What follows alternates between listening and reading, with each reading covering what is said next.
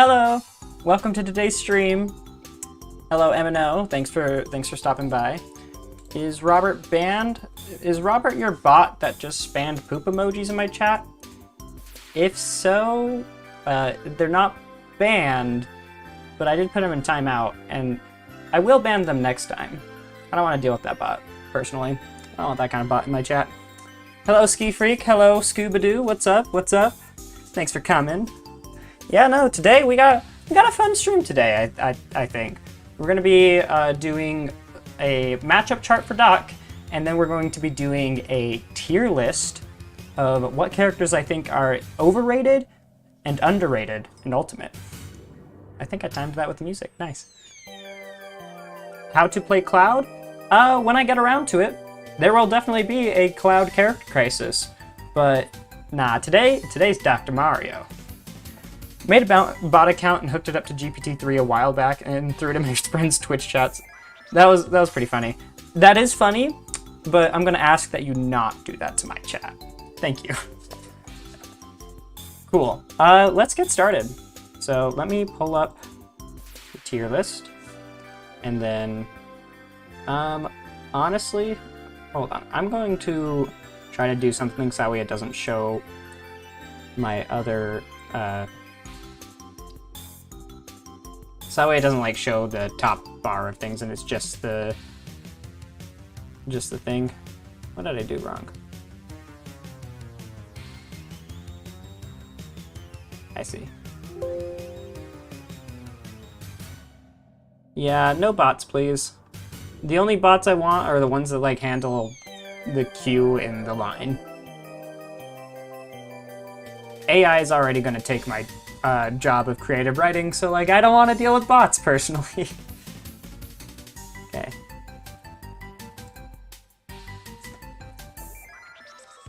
Yeah. I need to work on my OBS game. I feel like I say that all the time. Okay. Then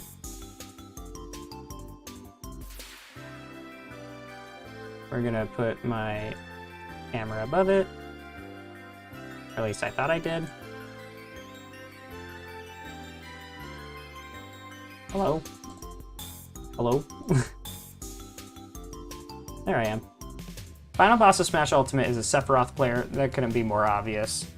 Are you saying, like... What do you mean by that? What do you mean that the final boss is a Sephiroth player?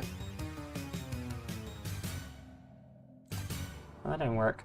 Whatever. I give up. This isn't worth it. Okay. Tweak. I mean, I guess. That makes sense. Alright, so this was the tier list we did last time. It was pretty fun. It was, I had lost my voice last week, so we made a tier list about, like, what happens if the character loses their voice. So, we can reset that now. And we can do a new tier list. So, let's get it set up. Let me zoom in, so we got nice and big tiers. We got, on Twitch today, I'm on both, Gerudo. I am on Twitch and YouTube. So, hopefully Streamlabs is more cooperative and lets me actually read my Twitch chat faster. But we shall see. Okay, so tier 1. Extremely overrated. I think that's good for the top tier. Slightly overrated. Just right, you know. Those are the characters that are like the three bears, right? Too hard, too cold. Hi, Ski Freak. I see you on both platforms. Thank you. Unfortunately, Streamlabs does not. That's annoying. Then we got slightly underrated characters and extremely underrated characters. I can't spell, even though I spelled it every other time. We don't need to put characters in there. extremely underrated. Doc pills are annoying. Doc pills are, you know, they have to be annoying or else Doc would be a really bad character. If they were just, like, if Doc pills are only as good as Mario Fireballs, Doc would not be a good character. But he's got Doc pills, and they're really strong. Alright, let's get to it. Let's turn on...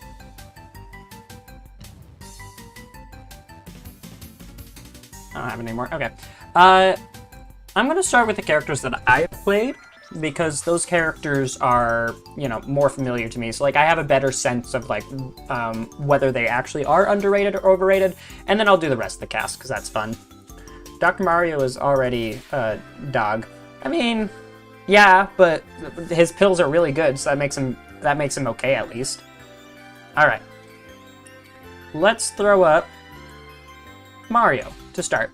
Mario is a character a lot of people would put in high tier. They don't typically... okay, I just realized I need to change the music so that way it's not just the Fever theme for the next 4 hours. Repeat all. Okay. Okay. We got more songs. I want to unshuffle, though.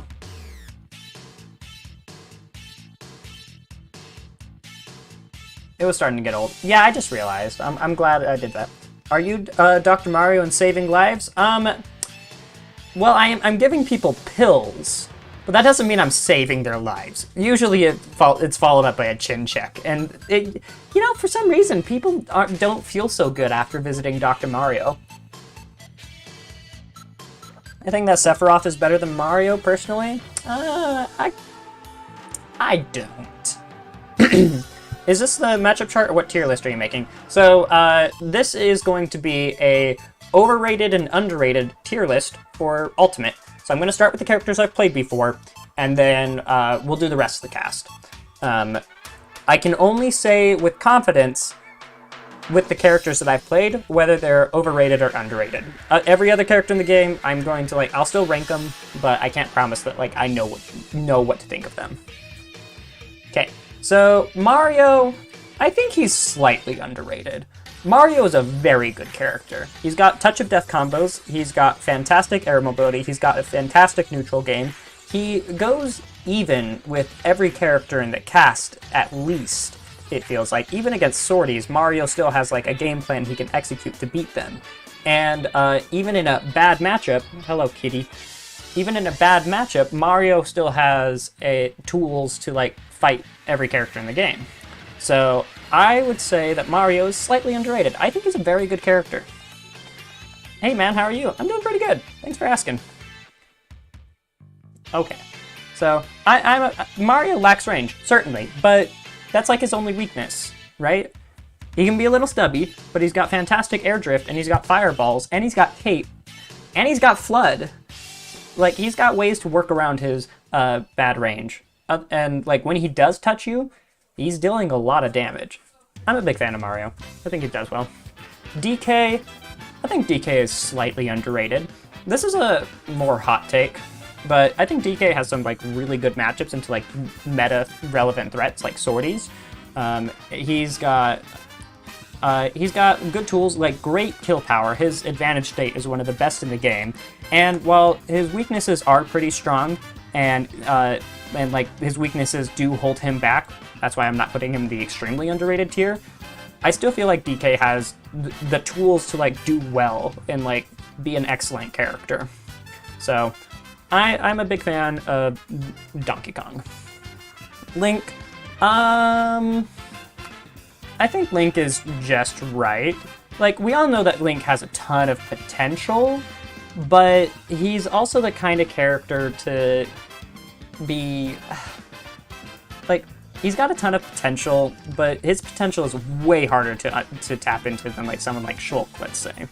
And Link does have some pretty bad frame data. He's got some really good moves. Like, Nair is fantastic. Remote Bomb is a fantastic tool. But overall, I'd say that Link as a character can struggle, but I feel like people like appropriately place him in mid tier. The character being underrated isn't a hot take. Doesn't that in a way make it not underrated? I'll have to think about that. Thank you for the $1, Sudson. Really appreciate it. DK is the character I play against my friends because they complain when I play my main. I mean, yeah, and then you mess them up with DK and it's like, well, do you want me to go back to my main? Link is extremely slow. He is. Like, his sword attacks are just not great. They got good range and great kill power. Link has fantastic kill power, but I don't think kill power makes up for how slow he is and how... Don't spend it all in one place. I'll try my best. Okay, so yeah, Link is... I feel like people appropriately place him in mid-tier. Let's see. Who's the next character I've played? I'll get to Peach and Daisy later. I'll start with just like Character Crisis characters. DK is the only grappler that I love and hate. So is there a grappler that you love and is there a grappler that you hate? Oh, she is loving the scritches. Okay. I guess we can go in order. The next character was Kazuya. Technically Kazuya came before Link, but that's fine. Kazuya Mishima, where'd he go? DLC. Hero. Steve. Why? Huh? There it is. Okay. I was looking at the alts. Got it. That's why I was confused. Kazuya. There he is. Kazuya, I think, is slightly overrated. I think he's a very good character. Like, he obviously has fantastic advantage state. Like, if he hits you, you should die. Kind of. Like, quotation marks. You should die. But the thing about Kazuya is his neutral is very bad. And his 7-frame jump squat, being the only character in the game with a 7-frame jump squat, makes him very exploitable. Another thing that's exploitable about Kazuya is his turnaround animation. It's the slowest turnaround animation out of all the fighting game characters, and as a result, you can really lock Kazuya down because he can't jump and if you constantly make him turn around, he really struggles. Kazuya is still a good character. He's still a top tier, but he's not like top 5 like some people have been saying. So I think people now are starting to get to the point where they're realizing that Kazuya is just like a good character, but not like a broken character. And so I think people more and more, as of late, have been putting Kazuya in the appropriate place. But I'm still gonna put him in the slightly overrated tier because I've talked to some people and it's just like, no, I promise you, Kazuya is not that good. I hate Kazuya with a passion, mostly his down B. Getting command grab definitely sucks. I agree. There's a god tier DK at my locals, and I hate that I can't figure out how to beat him up. I would say to beat DK, you need to... It depends on the character you play, honestly. If you're playing like a Swordy against DK, honestly, I'd switch. DK is combo food, right? And Swordies can't combo their food as well as I would like. Or as well as they would like. So if you have like a character that has like a really good combo game that you can play against DK, that's pretty good. Characters with projectiles also do decent into DK. I main Lucina, so there you go. Yeah, no, I think DK beats Lucina. So Kazuya is Ryu and Ken, but with Luigi frame data and the power of Ganondorf. Except Ryu and Ken have fireballs, and like Ken can actually approach. So like, I don't think that's a good comparison. Just because they're fighting game characters doesn't mean they're like 1-to-1. Okay. Next character after Link. Let me pull up in another tab my YouTube channel so I can like actually get the characters in order. After Link, it was Steve. Ooh, that's an interesting one. That's an interesting one. Steve, I think, is slightly overrated. Steve is a very good character. Steve is the best character in the game. Steve is not ban-worthy. That is an opinion I've been holding ever since I played Steve. He is very strong, and when he obtains his win condition of Iron, Gold, Diamond, when he has those win conditions, he is the strongest character in the game, and it is very hard to fight Steve. But there's a counterplay that you can have. You can prevent Steve from getting those resources in the early game, and that is the most important time to fight Steve. You gotta fight Steve when he's a low tier. Steve, like, minecart, like, whether it's gold minecart or iron like, when it's just regular iron minecart and it does not have gold powered behind it, it's a bad move. It's not very good. When it has gold behind it, it's a fantastic move, right? But there's still a lot of, like, ways you can play around minecart. You can, like, position yourself in, like, a specific area, because, like, gold minecart goes a set distance, right? So, like, if Steve is falling to the ground and you position yourself, like, let's say Steve is here, you're here, run down here, and when he goes for minecart, he'll go over you. And sure, he'll regain stage control, but that does take up a resource of his, and you don't get hit by it. It's like, there's a lot of things you can do. Steve is still strong. Steve is still very strong. But he's just the best character in the game. He's not a Bayo. He's not a Meta Knight. So that's my opinion.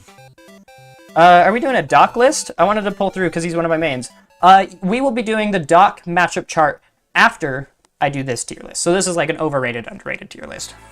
What do you think of the Final Fantasy characters versus Steve? I think Cloud does very well into Steve. Like, back air being able to break blocks applies a lot of pressure on Steve. And when Steve is feeling pressured, he can't mine. And when he can't mine, he runs out of resources more quickly and therefore becomes a bad character. So I think that, like, Cloud does really well into Steve. I think Sephiroth, since his back air is slower, it does make it harder for Sephiroth to, like, give Steve trouble in the corner. But he does force Steve to, like, go further away from his wall, and if he's, I think Sephiroth should use a lot of side B in that matchup to, like, because if you get an orb on Steve, he doesn't feel safe mining because he'll have to put up shield, and then that gives you time to approach and do things. So, like, I think those Final Fantasy characters probably do well into Steve. I don't know how well Sephiroth does into Steve, but I know Cloud does well. I think if Steve's block wasn't so strong, he wouldn't be as good. Yeah, no, like, if his blocks were easier to break, he wouldn't be as good. Which, why do we keep on taking Steve to PS2? Stone blocks, like, when Steve gets to the late game and he's got stone blocks to protect himself with, it's a lot harder to break through.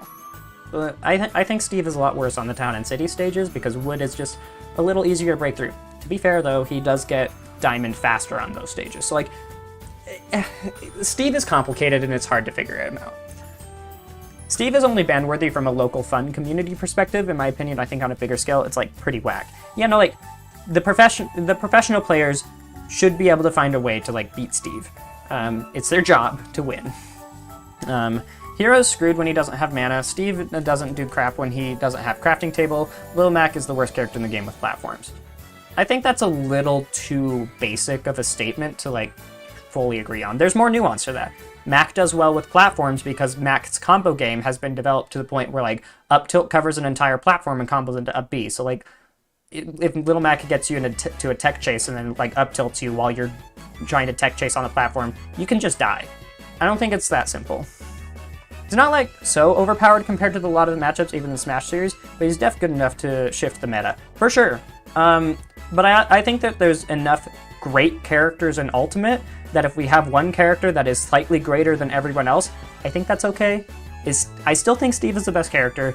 I still think he can be very annoying to fight, but ultimately I don't think Steve is ban-worthy. Okay, next character. If Steve could craft potions and other stuff, Sakurai already had way too much going on. If he made it so Steve could also craft potions and stuff, that would have been crazy. Okay, next character is Incineroar. Alright, so before SkyJ did really well with Incineroar at Collision 2023, Incineroar was extremely underrated. This character is so much better than people think. But now that Incin has done well at at a major, and like people have seen SkyJ just popping off with the character. I think a lot more people are agreeing that Incineroar is not a bad character. Now I think he's still slightly underrated. I personally put Incineroar at like the bottom of high tier.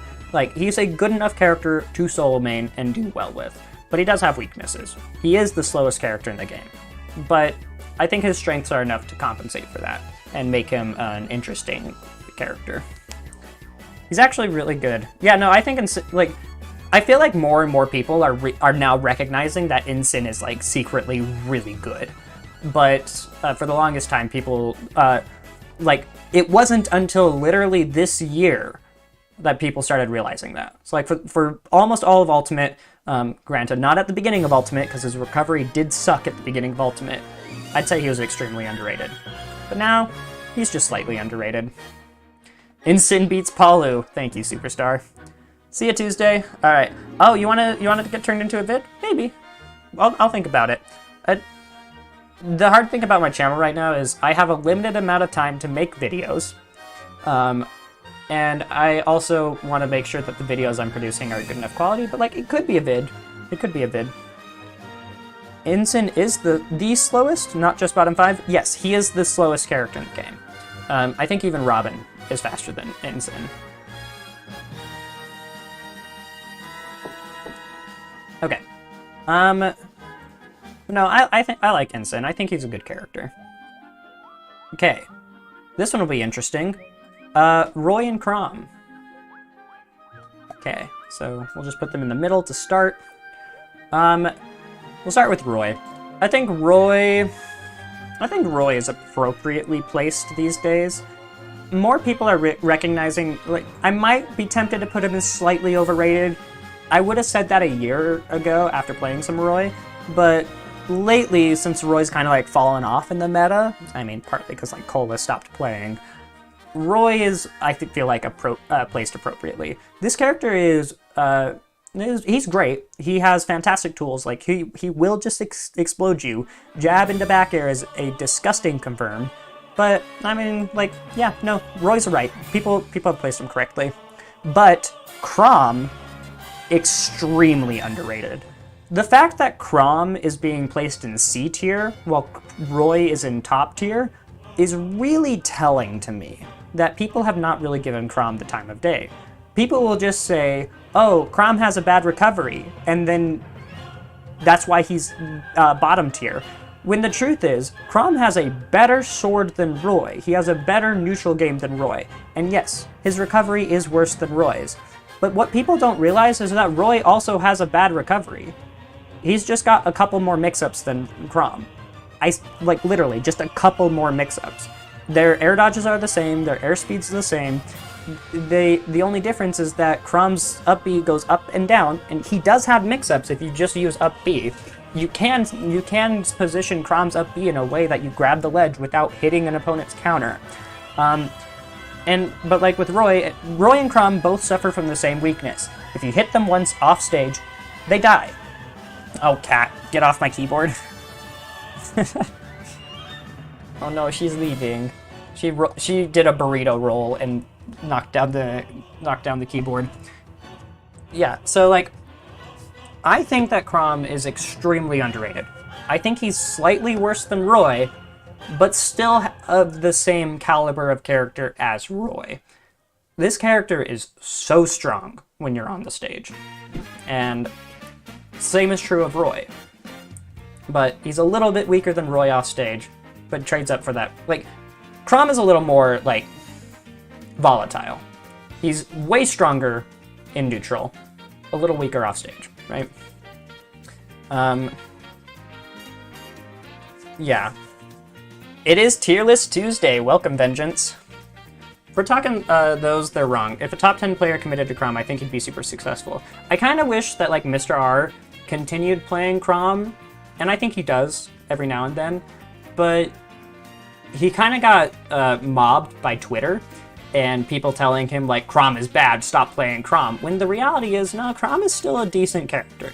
Like, Chrom Sheik is a broken combination of characters, because Roy, because, like, if you put, yeah, no, like, Chrom is a good character. and I am tired of saying that he's not. Chrom kills slightly earlier. Well, okay, it's weird, right? Because like Chrom kills, Chrom will kill earlier on average, but Roy gets a sweet spot F smash. You're exploding at like 40, so like a light kind of player. I mean, but yeah, Mr. R got overlooked way more than he should have. I mean, he was a top 10 Brawl player and Smash 4 player, so he has the potential to be a top 10 Ultimate player.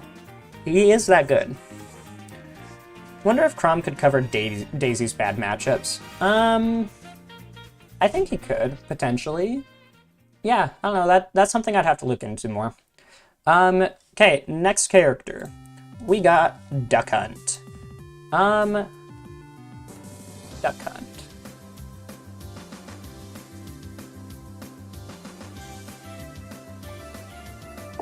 Duck Hunt is... This is a weird one, okay? Because, like, Duck Hunt has a lot more potential than people think. Like, the skill ceiling on this character is nigh limitless. There's so many cool setups you can do with this character, and like, just Can by itself is its own character in terms of complexity, in terms of like different ways you can use it. Like, think of Can like a Nana that you can actually control, and that's a good way to describe Duck Hunt. But the thing about Duck Hunt is the base character of the dog and the duck is kind of weak. He's got like two good moves. He's got back air and up air. Those are like his good moves that can actually kill. But otherwise, Duck Hunt really struggles to kill people. And so I think that Duck Hunt, I don't want to say he's slightly underrated. If there was like, I think he is like in between this tier somehow. But I do believe that people place Duck Hunt appropriately. He does feel kind of mid-tier-ish, but if someone like Raita were to like just grind Duck Hunt again, I could see him doing really well. He is a matchup check. Banjo and Kazuya. I'll get to him. I'm not letting Speedy humiliate me again. Yeah, no, like, when I played Chrom and I played versus Speedy, I nearly beat him. The only reason I didn't is because I SD'd twice in our final game. And it was still last hit, last stock. So, like, Chrom can beat Speedy. So what are you telling me is that the light gunner off screen is S tier and the other two are D tier. Explain your reasoning? I'm not sure what you're saying, Square. The light gun is S tier. Oh, okay, like the guy with the gun off the screen. I was thinking of Mii Gunner for a second, because like someone else also mentioned Light earlier in the chat, the player, and so I was just like, Light Gunner. But like Capitancito plays Gunner. I was very confused, but I understand now. Yes, Light Gunner, S tier. That guy's broken. Like also Duck Hunt smash attacks, really good. But yeah, no. Your joke made sense. I mixed myself. He teabagged you mid-set? Ah, rip. Yeah, no, I have a vendetta to beat him too. Like, I really want to beat Speedy because I got so close that one time, right? And then I played Meta Knight against Speedy, and well, my Meta Knight was not as good as my Chrom, unfortunately. Okay, next character is Olimar. Where is our little space captain? Olimar, I feel like Olimar is appropriately ranked.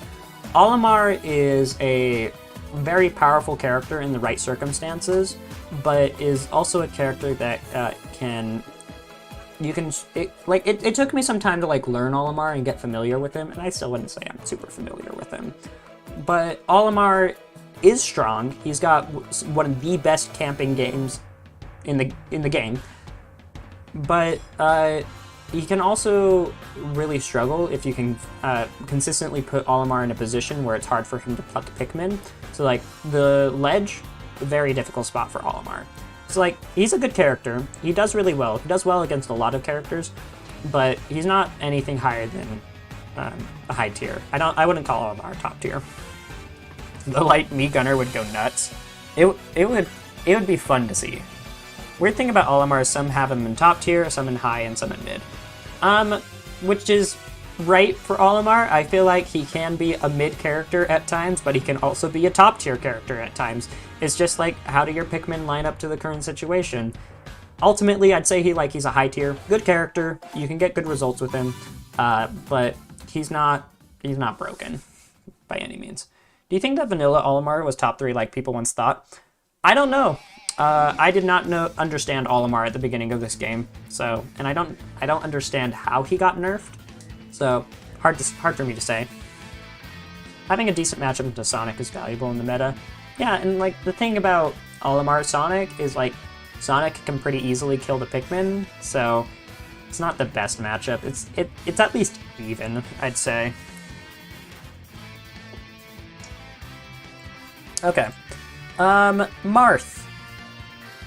My boy. My prince. My hero king. Marth is extremely underrated. Marth is suffering from the same problem as Chrom, where their Echo characters are considered top tiers, but the base character, or these characters are considered bottom tier, and I just do not understand why. Spacing with Marth is not hard anymore. Marth got buffed. Marth has really good tipper hitboxes now. They're not like the entire sword, but that would defeat the point of the tipper. The tippers are viable now, and we have also gotten to a point in Ultimate's meta where people are actually decently good at like controlling characters and like controlling the movement behind the characters. So like landing tippers with Marth is not that hard, and I don't like play Marth for a couple weeks and you'll learn the tippers. Like look at ultimate frame data, understand where his tipper hitboxes are, and then use them. Like his back air tippers so consistently. Up tilt on a platform, that's just a free stock most of the time, because that'll kill people like 110. And it will always tipper when people are on the platform. F tilt is so good at tippering people, especially like the low part of it. Marth is good. You can land tippers with ultimate, or you can land the tippers with Marth.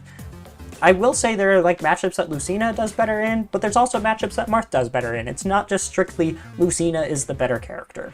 So like, I'm a Marth believer, but like, I played the character. I understand that his weaknesses and his strengths, and like, he's not bad. Should I play the bear and the bird? Go ahead. Try out Banjo. I'll see if you like him. I'll try him out someday. Olimar was top 3 at launch. With the current roster, definitely not. He was like very good in a very accessible way. I mean, like, yeah, if you spend a little bit of time learning how to play Olimar, he's good, and then he also matchup checks people, which makes him much better. Maybe I should try Marth for a while to teach myself to actually space rather than just short hop in air and hope for the best. Yeah, no. Like, if you learn the advanced techniques like slingshot and pivot cancels with, like, that's essential for playing Marth. And then those skills transfer over to other characters. So, like, it's good. It's good.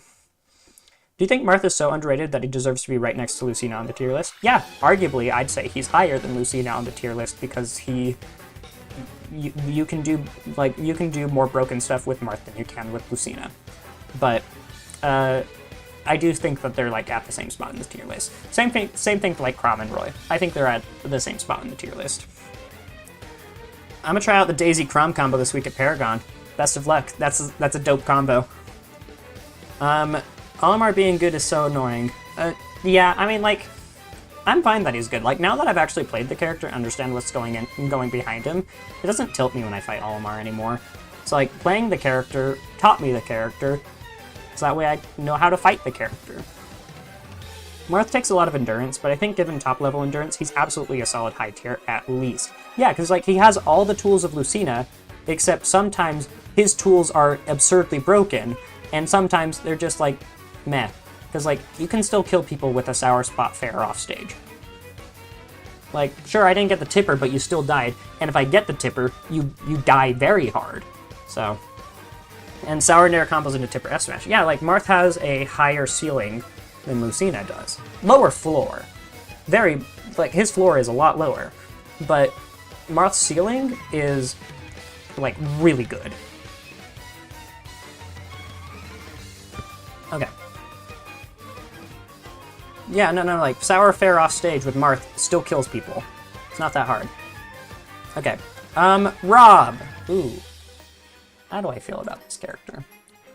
R.O.B. is slightly underrated. Yes, he is top tier. I think he might be top 3. After playing him, this character is so good. He's just got fantastic tools for like every single matchup. He's got a easy 0 to death combo. And like even when you're not going for like the 0 to death combo, Nair into side B still explodes people, right? And like some people say he's top 5, some people say he's top 10, some people don't even think he's top 10. So like I think he's slightly underrated. I think R.O.B. is really good. He just has everything you want in a character. He has fantastic zoning tools. He's got big buttons. He's got like easy combos that kill you at 50, because like Nair into side B, you just explode. Side B at ledge kills people. Like, no, R.O.B. is a fantastic character, and R.O.B. is potentially, some days I feel like he's better than Steve, but like he is easy to combo. His disadvantage state felt worse than DK's disadvantage state, which is crazy to say, but it is how I feel. So I still think he's broken. So the problem with Banjo is his approach options aren't fast or consistent enough to function as rushdown tools. Yeah, no, like Banjo's a weird character. I'll get to Banjo one day. But he's big, therefore. That is R.O.B. in a nutshell, right? He big, therefore he bad. But like, is that the only reason he's bad? DK big, therefore? No, R.O.B. is really good. I doubt he's top 2. Out of all the characters I've played for Character Crisis so far, he is in my top 2. But I've only played like 17 characters, so like, fair. Okay, who's next? Mii Brawler. People have been saying like Mii Brawler is like high tier, right? I feel like some people say, well, Esam, and Mac. Some people say Brawler is top tier. I don't think he's top tier. I think he's a solid high tier, for sure. The fact that you can like change your moveset to like fight so many different characters is very strong. And Brawler does have a lot of things going for him. And like you don't even need to change your moveset for Brawler to still be a good character. Like just the Thrupper, Shot Put, side B of your choice, and then Feint Jump set is good and will do well. But I don't think, like, and he does have some, like, really broken stuff, like down throw into up B is a very stupid and easy combo. I am not in school. What holds Brawler back from top tier? I think what holds him back is that he doesn't have a good projectile. Like, he has Shot Put, but Shot Put's only good in, like, ledge guarding situations. He doesn't have a good projectile, and he can... His combos can be a little obvious if you know what to look for. So like I think he's a solid high tier, like, but he doesn't feel like a top tier to me. Cause like that's like a lot of like, it's just a feel, right? Oh, you came at the perfect time. Yeah, I think Brawler is placed in a good spot. Like he's a great character, but I don't feel like he's top tier. But I don't know.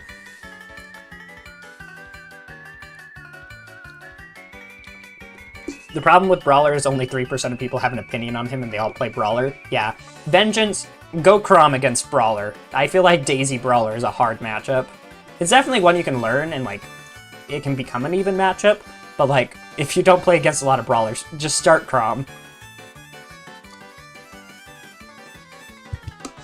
Placing Brawler outside of top 20 is wild. Yeah, but like, placing him in like top 15 feels wrong. I don't think he's that good. Even then, he has slow drift speed. Yeah, he also has a slow drift speed, and he depending on the moveset, he can be easy to edgeguard. Chrom Brawler sounds so bad for mental health. I mean, you're playing against a brawler. It's already gonna do a number on you. Brawler is definitely not C tier.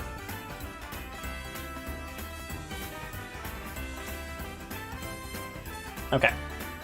So, like, I feel like he is appropriately placed by most people, but at the end of the day, I don't think he's, I'm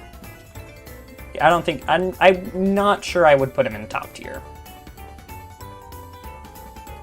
Okay, up next, Ridley. Ridley is a weird one. Because, like, while I do think he's extremely underrated, I think it's only in specific matchups.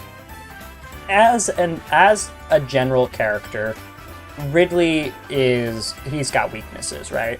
He's big and also light for his size. He's still heavy. You've seen how long Wario has lived with, like, Gluto. Ridley is the same weight as Wario, but Ridley gets hit by more things, so he does die more than Wario would. But Ridley, he's solid. He's really good in a lot of matchups. Like, I really like Ridley against sorties, especially sorties with bad recoveries. And just like characters with bad recoveries in general, like, Ridley does super well against. But at the same time, Ridley also has some really tough matchups. So, like, if Ridley gets a good bracket, like, let's say a Ridley main gets a really good bracket at a Super Major, I could see a Ridley main making top 8. He would just need to, like, fight a bunch of, like, Aegis and stuff, and, well, there you go, you have a Ridley in top 8, and that's not impossible, right? So, I feel like Ridley Mare is so good that it elevates the rest of the character. Yeah, no, totally. Is this the characters you played in Crisis only? Just for the first part of this tier list. Once I've placed all the characters I've played currently, then I'm going to move on to the rest of the game, rest of the characters. You're dooming your friend to be forward thrown edge guarded by 6 times. By Brawler? Maybe, but, like, I feel like Chrom, like, you agree to, when you play Chrom, you sign a document saying, I am okay with being edge guarded as this character. But once you sign that document, you then become the best character in the game when you're both on stage. So, you know what? It's a trade-off. I feel like Chrom can just cheese Brawler if he tries. Chrom can explode Brawler if he's not careful. And having a sword against Brawler is very good. The recovery is less exploitable than you think, honestly. Like, it's a very big hitbox, and getting hit by it deals like 25%. It's so strong. And you can also recover from a lot of different angles. You just need to learn the angles. His moveset does not take as long to come out as you think. I played Shulk. I played characters with a moveset that takes a long time to come out. Ridley's decently fast.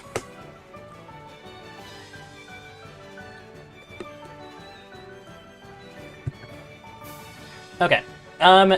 But no, I think Ridley is a solid character given the right bracket. And so, like, I think people think too bad of this character, and he is a character you need to respect.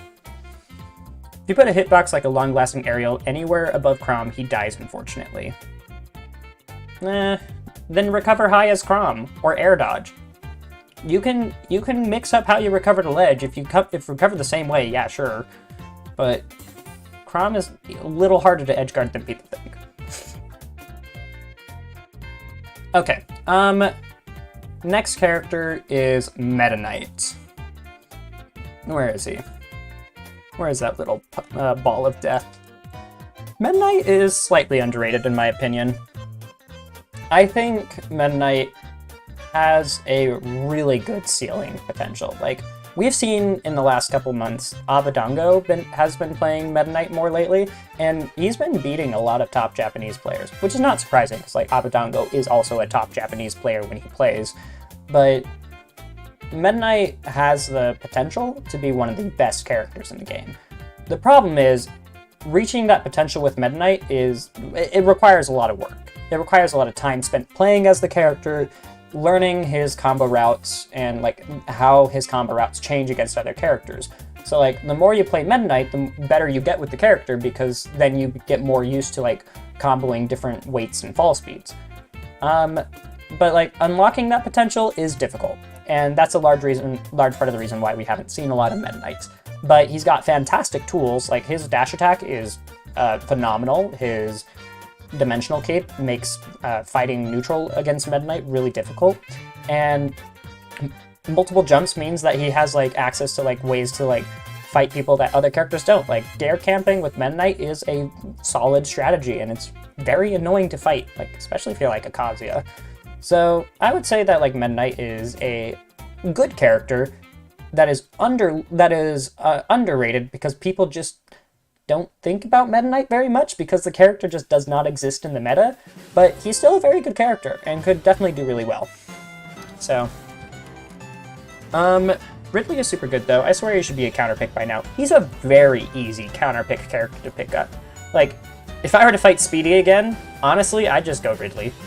But I got a character crisis to uphold, so I'm not allowed to do that. Esam said that Meta Knight is weaker than the rest of the cast.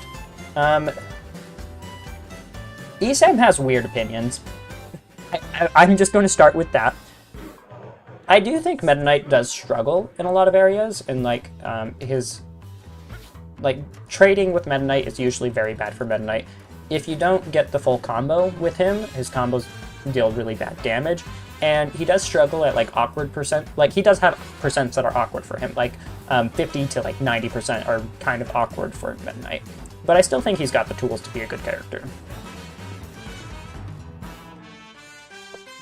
So I am a Meta Knight believer, but we still need the metagame to develop even more, which is hard because there's 86 characters in this game, and Meta Knight needs to learn how to combo them differently, which, you know, takes time. Esam will say everything if you pay him enough. I don't think Esam's like a shill.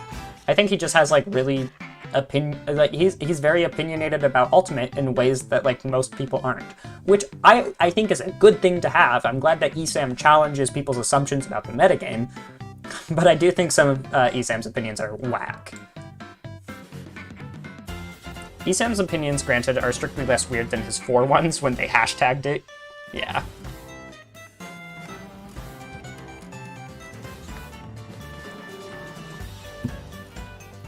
Okay. Next character. Shulk.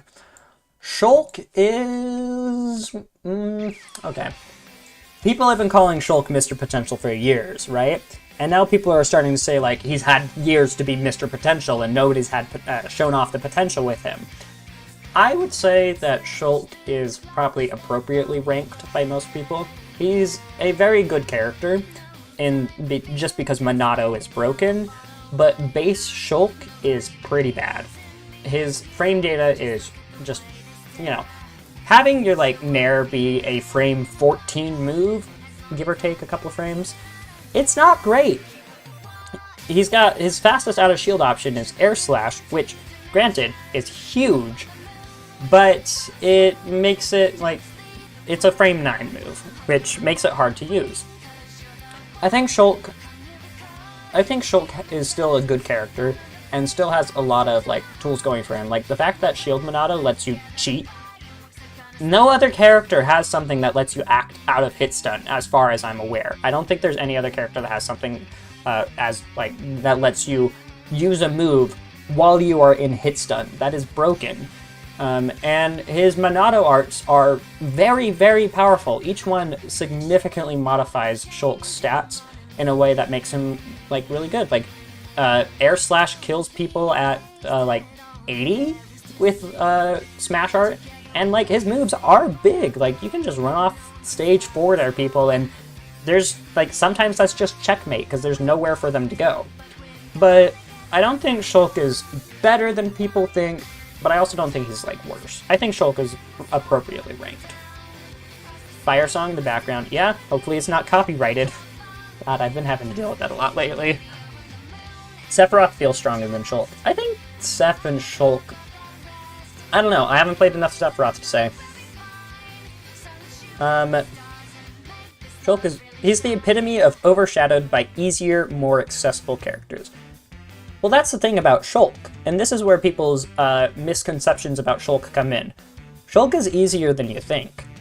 At the end of the day, you can just play a game plan with Shulk that is, I have big move, and when I glow this color, move does more damage, more knockback, I'm faster. Like, base understanding of Shulk is not that hard. And you can really then take Shulk's amazing strengths and exploit them. Like, honestly, Shulk should be a counterpick character, and I'm surprised he isn't as much as he could be. I think that the fact that he has super advanced tech is throwing people off from the fact that, like, Shulk is easier than you think. Spend a little bit of time learning how to use Monado, and Shulk becomes a very accessible character.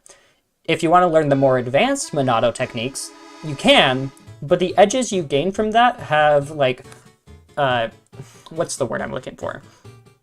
The edges you gain from learning the advanced techniques have a, like, diminishing returns. So, like, you can learn his, like, Malk and his, like, dial storage and all these other things, but at a certain level of play, specifically, like, low level, like, 2-2ers at locals level of play, you're not going to be getting much out of that tech. Now, the higher up you go and play, the more important it becomes, but you can still play Fundy's Shulk and do well with him. So, that is my opinion on Shulk after playing as him, and, well, you'll see more about my opinions on Shulk next week. Video coming soon. Shulk struggles in bracket versus characters they'd never claim to lose to. No, like, I think Shulk, like, spoilers for next week's video, but, like, I lost to a DK player after saying DK beats Shulk. Like, Shulk has bad matchups. He has some really good matchups, but he has some, he doesn't have an infallible matchup spread. He's not rocket science, but his mental stack is just going to be higher than a Pyramithra. His mental stack is higher than the average Swordy, for sure, but if you play Fundy Shulk, you'll be fine. You'll feel like a final boss with a lower health and speed than the human player when you play Sephiroth. I mean, if I feel like a final boss when I'm playing a Sephiroth, that means they designed the character right.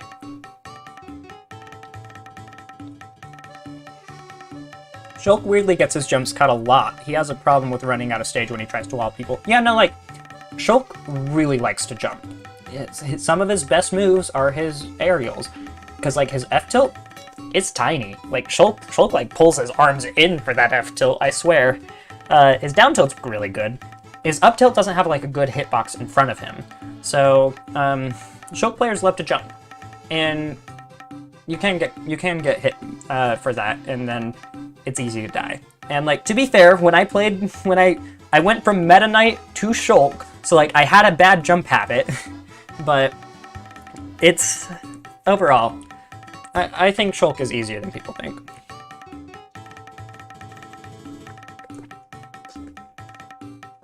He SD'd 6 times in his set versus Fizment and still won. That's crazy.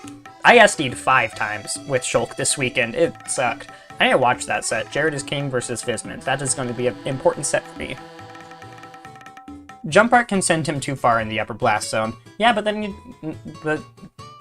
you regain stage control. Like, Jump Art's broken. Shulk is like medium spicy Ike. Yeah, that's a great way to describe it. Now for my most recent and current character, Dr. Mario. Doc is...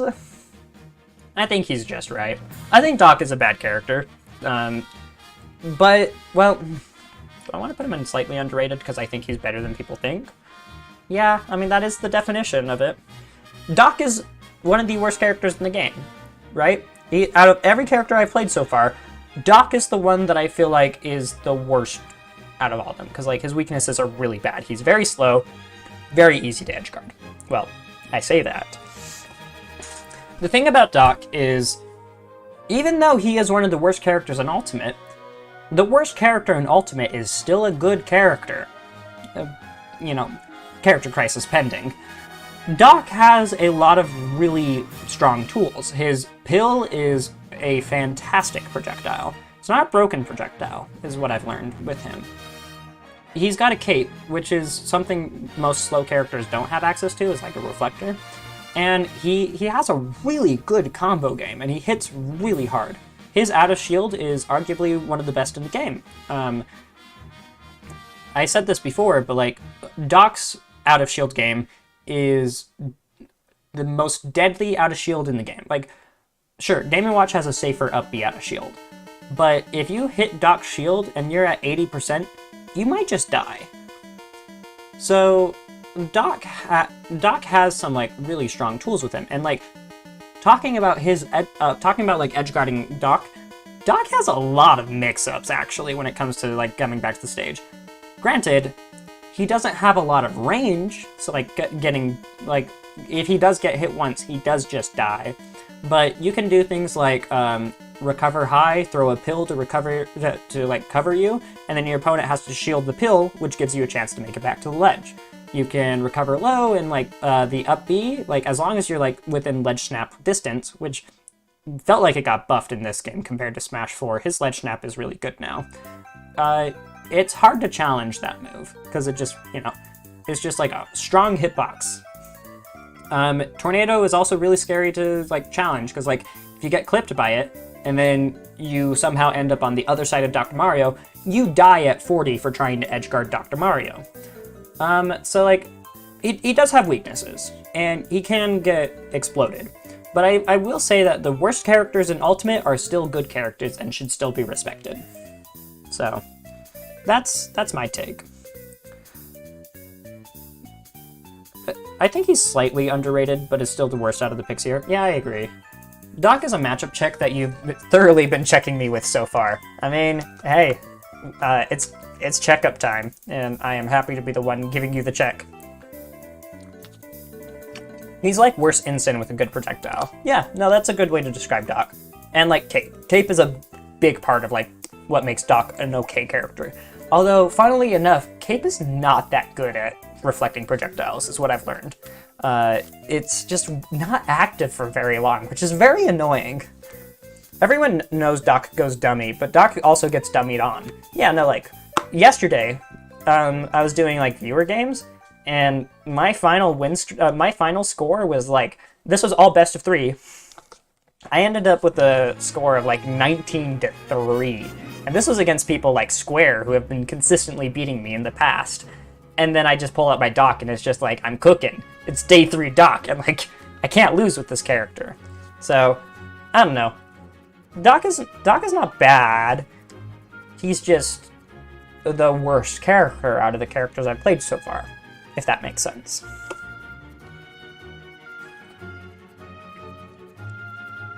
Doc is the worst character in certain aspects in a lot of ways, but the thing he excels at are all very meta-relevant. Yeah, no, like, characters that, like, want to hit your shield and stuff do really bad against Doc. And there's a lot of characters, and, like, characters want to interact with you in this game. There's very few characters that can, like, successfully play the game without ever interacting with you. So, like, when they do eventually interact with you, Doc wins. It's the same concept as, like, Incineroar. Bonus take, Shulk is both super underrated and overrated simultaneously. Yeah, I kind of agree with that. Shulk's a weird character. I think we all knew that, though. He's like a slower Mario. Hot take. Whoa, Talon. Careful now. You might burn me with that take.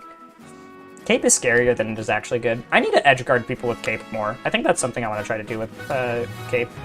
Don't tell me you're that one Doc main at the local that tells their opponent, time for your checkup before the set begins.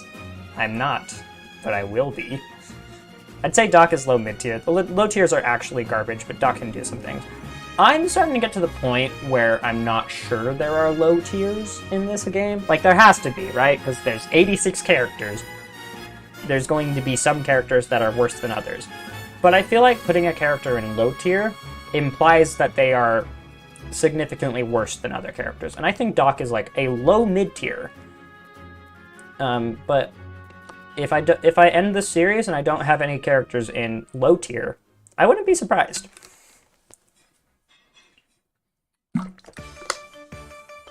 Okay. Alright, let's move on to characters I have played but haven't played for Character Crisis, right? Captain Falcon. Captain Falcon, I think, is slightly underrated. I think the qualities of being a fast, combo-heavy character are very valuable.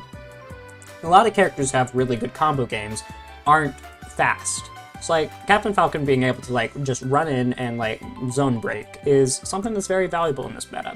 For example, not everyone agrees with me on this, but I think Captain Falcon has a decent matchup into Steve, because if you can, like, especially with stock 1, if Captain Falcon can abuse Steve stock 1, take his stock, and then Steve doesn't have, and like, Steve didn't get to like gold or diamond on that first stock, Captain Falcon wins that game.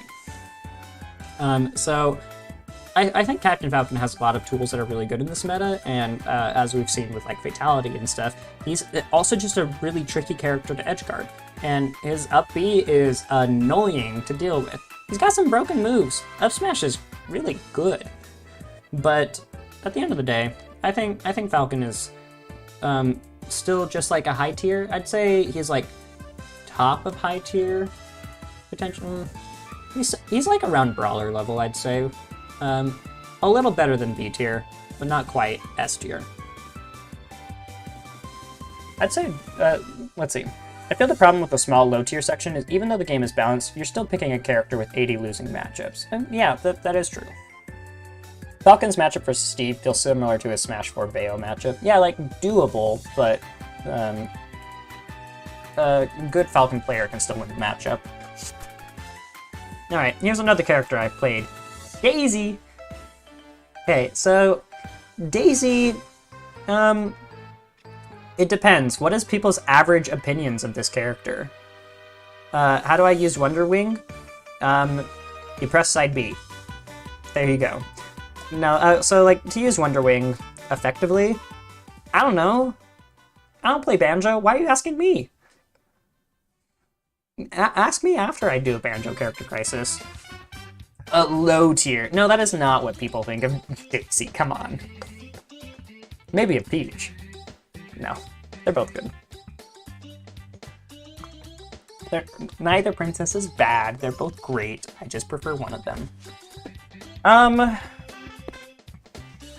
I'd say Daisy is appropriately ranked. She's a great character. She has absurd combo game and can do some really broken stuff.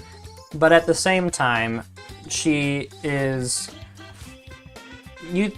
I still feel like she's top 10. The thing about Daisy is like she has the ability to fight any matchup in the game and do well in any matchup by virtue of having turnips and having an absurd combo game. Float is also just a fantastic tool that like no other character has access to. So like I feel like Daisy is appropriately ranked. I would still put her in my top 10. So like I'm still a big believer in Daisy. She does struggle a little bit in certain areas, but the thing about Daisy is that like even in matchups where she struggles in, you can learn the matchup and you can turn any of her bad matchups into an even matchup if you play in a certain way. So I think she's a good character. I think Daisy is top 10. She can kill you off one hit. She has an item like R.O.B, but she's also very stepped. Yeah, and especially with like the more advanced Paisy combo games that's getting developed, I think that her ceiling is practically infinite, even if your hands can only take so much. Like with Sheik, I imagine wearing yourself out in bracket is common. The thing about her combo game and stuff is, like, at the end of the day, it just becomes muscle memory, right? And you can play a very fundies-based Daisy and do well with her. Like, every time I play Daisy now, I have to play her fundies, because I just don't have, like, the combo game mapped out in my head, or, like, in my muscle memory anymore. But, like, I can still play fundies with her, and her fundies game is still really good, because, like, you like, pulling a turnip forces your opponent to like commit to a decision, and then having an item is broken. Items are very good in this game, and any character with an item is a better character. Daisy plus Peach are probably some of the hardest characters in the game on your hands. Yeah, I'd agree with that, just like in terms of like execution and stuff, but it is learnable. Like, I mean, I learned it. Playing Paisy against zoners sounds pretty bad. Don't play the character, to be fair. It can be hard. Playing against like Min Min and like Samus, those are definitely some of our harder matchups. But at the end of the day, you still have tools to like beat those characters. Like in those matchups, usually what I did is I just like went turnip farming, and then I only fought them if I had a turnip in my hand, and that usually helped a lot. Got a piece, but have a lot of fun with stream vids. Keep it up. Sweet, thank you. Looking forward to the next viewer games in Ult and or Street Fighter 6. Before you leave, I might as well mention, I'm gotta put the Street Fighter series on hiatus. I just don't have the time to play Street Fighter right now, unfortunately, which is sad, because I love that game and I want to keep on playing it, but until I have more free time, Street Fighter has gotta be put on the back burner. Daisy versus Game & Watch feels like a big ball of death coming at you at all times, and if you do a bad aerial, you die. Yeah, like, if you get really good at, like, doing her float in air at a shield, she is very scary, and I love that about her. There's not a character that generates an item that is lower than mid-tier, except Robin. But, like, also, is Robin mid-tier? We'll find out one day, when I get to him.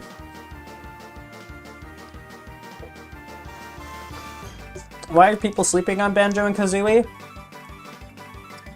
Dude, stop asking me questions about Banjo. I don't know. I don't know anything about that character.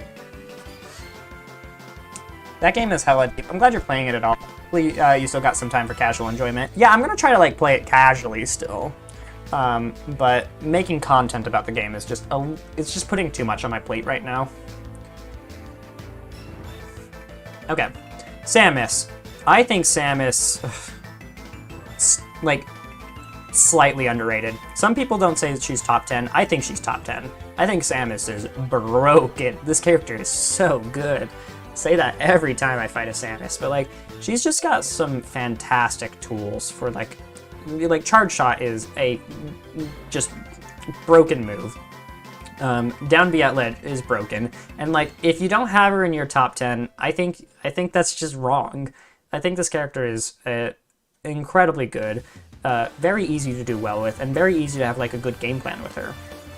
And like, simple game plans make you a better character. So I'm a big Samus believer, mainly because like, she's also just really hard to fight. Robin is a mid-tier that kind of beats Steve and Kazuya. I believe that. Also, for Robin vids, check out Angel. I will. I will also be checking out my good friend Star's vids, because like, apparently they're like a top 3 Robin in the world, or top 4. Can't remember how high Star was ranked, but very good Robin player. I hate trying to edgeguard Samus because of those bombs. Yeah. The good Samus, not the ones in Elite Smash. I mean, even the ones in Elite Smash are annoying to fight.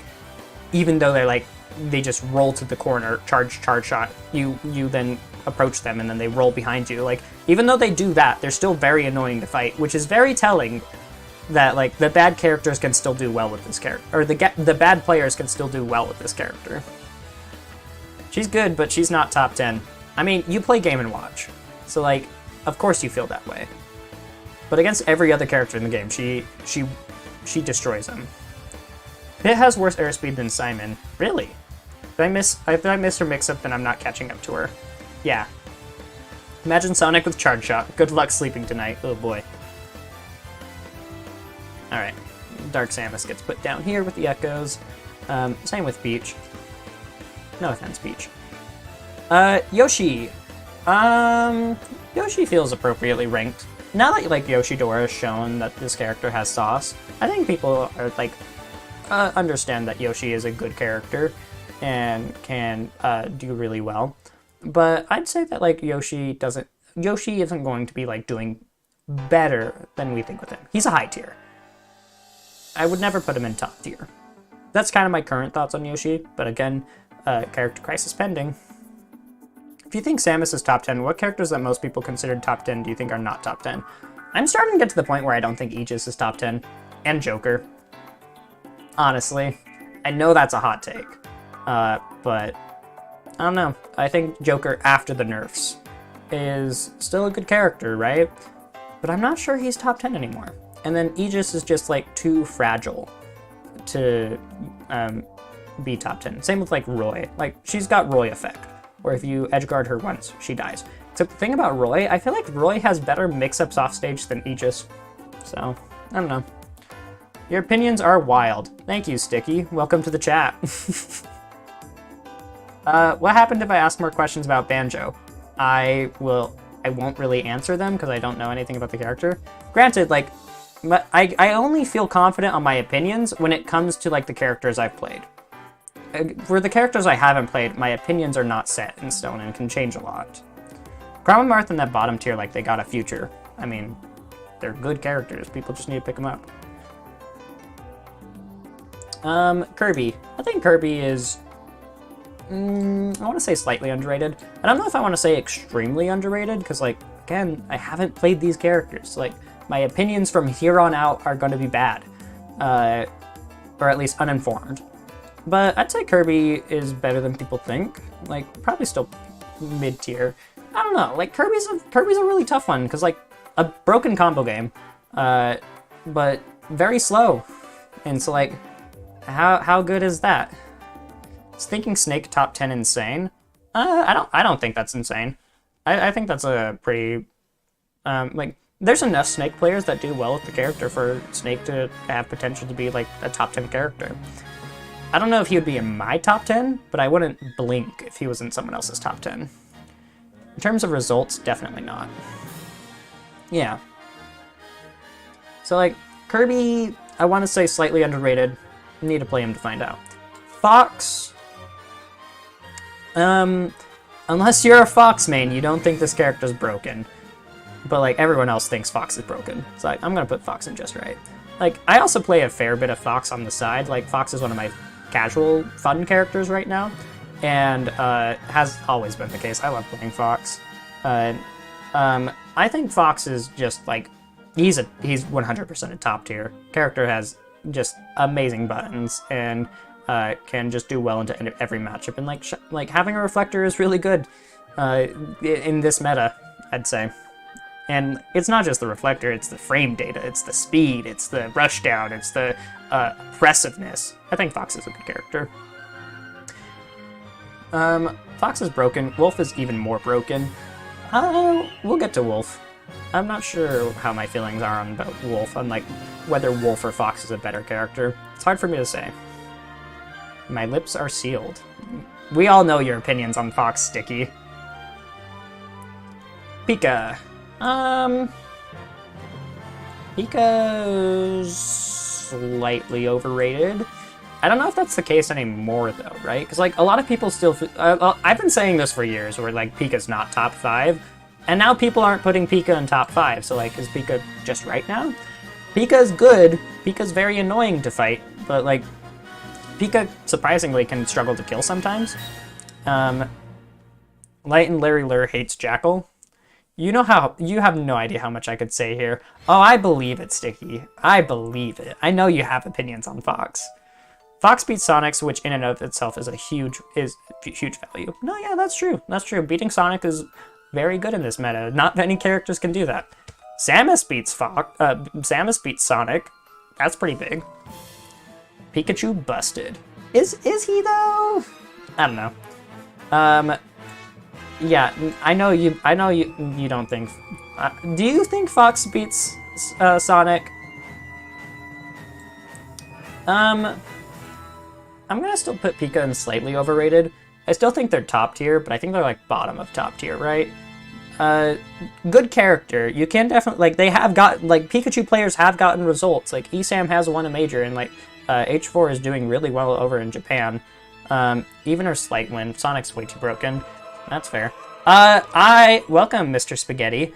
I am doing a tier list about, like, how overrated or underrated every character is in Ultimate. The only characters I have concrete opinions on are the characters I've played for Character Crisis and, you know, like, Daisy. Every other character in the game from here on out, I'm gonna have bad opinions, but, you know what, I'll make the tier list anyways. Esam said that Pikachu is busted, and you know what? You know that no one will trust him because his opinions are extremely inconsistent. I mean, there is also that, so...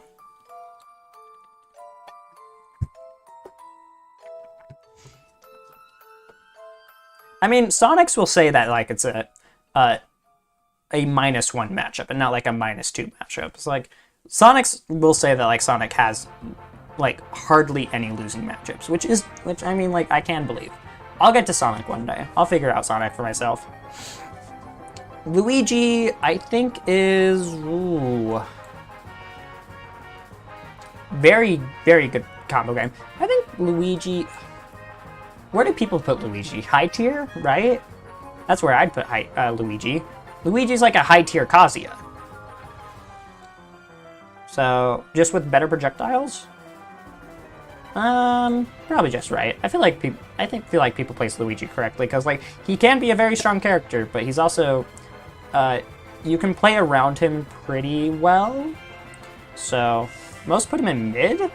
I don't know if I'd put Luigi in mid. Like, he does explode you if he hits you. I never said Fox destroys Sonics, but most people agree it's Fox's advantage. Luigi is mid. I mean, yeah, like it's Luigi is mid for the same reasons that Kazuya is mid, right? You can just, like, camp him, and then, like, you just play the game plan of, like, don't get hit. Which is how I fight Kazuya and how I do well against Kazuya. But, like, Luigi... I don't know, he's a weird character. Everyone knows the Luigi grab combo. There's no misunderstanding him. Yeah, no, like, it's easier to play around Luigi's grab than it is around Electric Wind God Fist, which is why Luigi is high tier and Kazuya is top tier. If you guys are saying Luigi is mid tier, though, I think Luigi's slightly underrated. Like, I think character is good. You can do well with him, but he will struggle in certain matchups. Not as much stupid BS as Kazuya. Yeah, but the difference between, like, Luigi and Kazuya is that Luigi has broken frame data. Like, if you ever get in Luigi's space, it is Luigi's space. Get out of it. So, I don't know. I have put him here, here, and here, but, like, it definitely depends on people's personal opinion of Luigi, so I'm gonna just put him in just right. Just stay out of his space.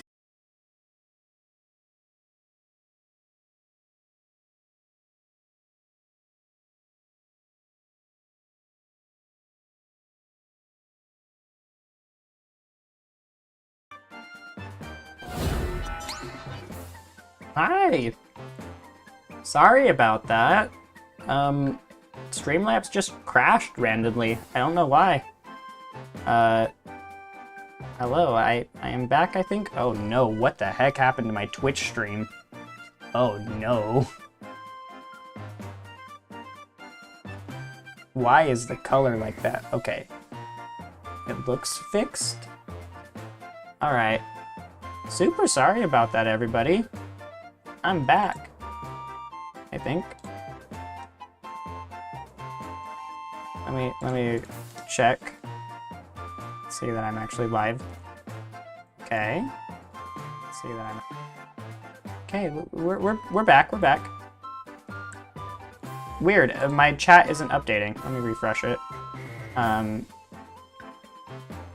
can also, like, look at my chat on... Like, I can see your guys' comments in the browser, but I couldn't see them. Couldn't see it in my Streamlabs, which was the thing that crashed. So like, okay. Guess I'm just gonna be looking at the comments from on YouTube. So yeah, sorry about that. No, like Streamlabs just died, and it's not working as well anymore, which is concerning. Don't really have much I can do about that though. Okay, well, we were talking about how bad Luigi is.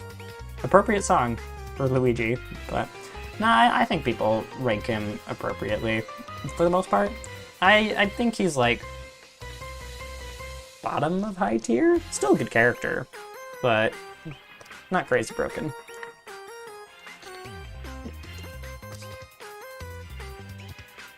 Okay, Ness.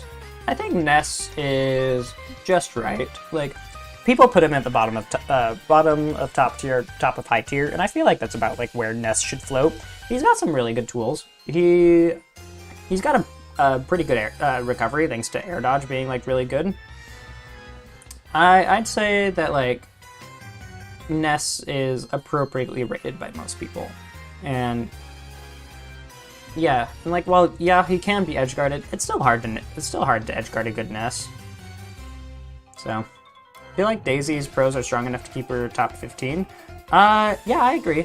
I agree that like Daisy's got enough.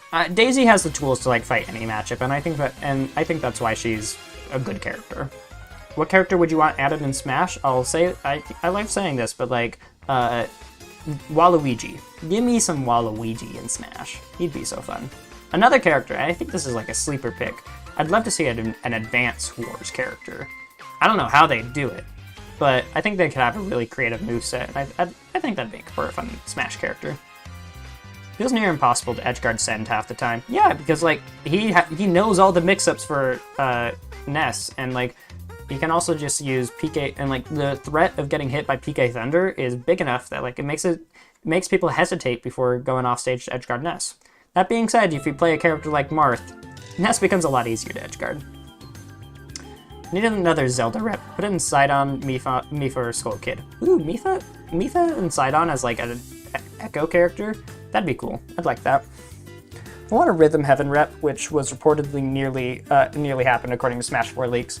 Yeah, RIP Rhythm Heaven fans. Alright, Jigglypuff. Where is Puff? Like, mid-tier? Yeah, I feel like that's right. Puff just like dies too easily. Like, being such a light character is not great. But she does have really good combo game, she has a better combo game than most people think. She's can of course like edgeguard people, and 5 jumps and having that much air drift is very strong. But I think just being such a light character is like very detrimental to you. There's just a lot of a lot of characters that hit really hard in this meta, which can be really hard to fight. I think she's good. I think she's a good character, but I don't know if she's like underrated. She's mid AF. At least she has one winning matchup against the top tier. I think she's probably got more than just one winning matchup. But yeah. Bowser. I'd say Bowser slightly underrated. Hero in Japan has been cooking with Bowser, and I think Hero is an excellent example of like Bowser at his peak. And Bowser just has some really good tools, like his forward air. Why does that move hit behind him? That I get edgeguarded by that move so easily.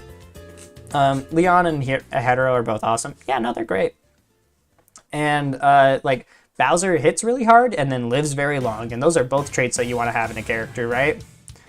That's unfortunate that Streamlabs isn't working.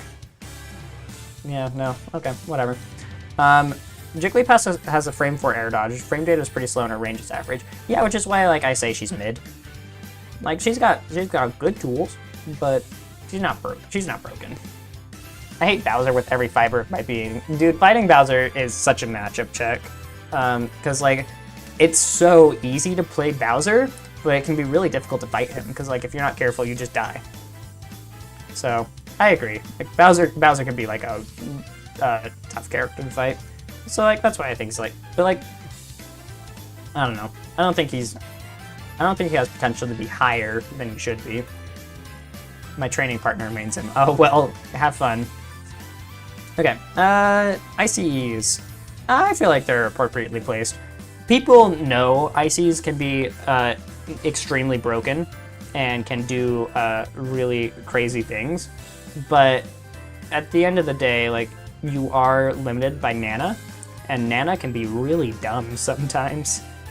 So like the ceiling on this character is really high, but they're also just really difficult to play, so it's really hard to get that ceiling.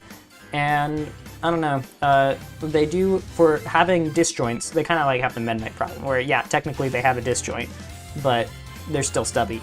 They don't have a good projectile, and while their side B is very annoying to fight, it doesn't make them broken. I hate ICs. I can't beat them with any character. I've played against them a ton with a person who's got a good ICs. Yeah, no, like ICs is definitely one of the characters I'm looking forward to like playing, simply so I have a better shot of fighting ICs when I fight them in bracket, right? So, I don't know. They're a good character, but I would never call them like top 15. I might put them in top tier. I don't know. I'll have to play them. Sometimes I don't know if the Bowser players know what they are doing. Sometimes they don't need to know what they're doing, and they'll still beat you. Sheik, ooh, I don't know. How good is Sheik? She's good. Is she broken? No? Is she just, like, really untapped? I don't know. Sheik underrated in NA, overrated in Japan. That feels like a good take. So, like, just right? Because, like, I think she's a good character. Like, I love that like Sheik mains are actually like doing well with the character now, like Void and Mr. R, but I don't know enough about Sheik to say. I think she's a little overrated overall, very bottom of top tier. Yeah, like, how good is she? Like, I don't want to say she's overrated, because I think Sheik has potential to be a very good character. So, like, I personally wouldn't put her in overrated. So I'm just going to put her in just right. Right above Ness on my list. That feels appropriate. Zelda. People say Zelda's bottom 5. And I don't necessarily disagree with that. But I also kind of do. Zelda has some, like, really good buttons. And, like, Phantom is very annoying to fight. Perfectly rated, this character struggles. I mean, yeah, but, like, she, like, up B kill confirms are, they explode you. Like, it's really good. I want to say that, like, she probably is a low tier, but, like, so's Doc, and I think Doc is a little underrated.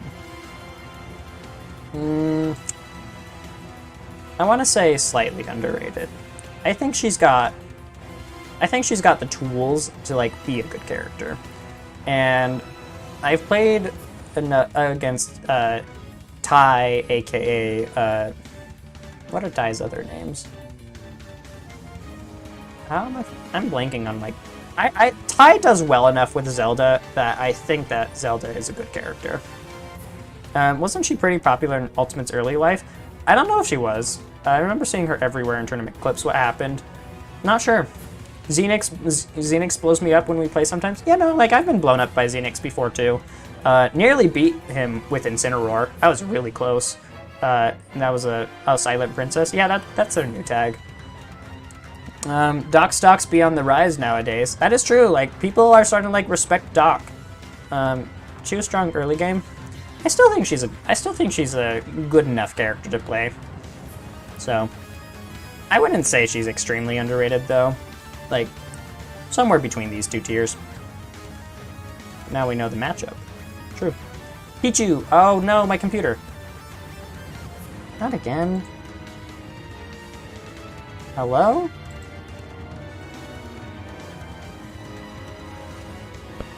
It's saying I'm still live? What the heck? Huh?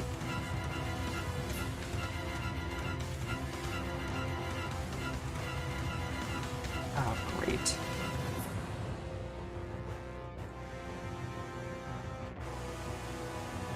Did it break again? Saying this...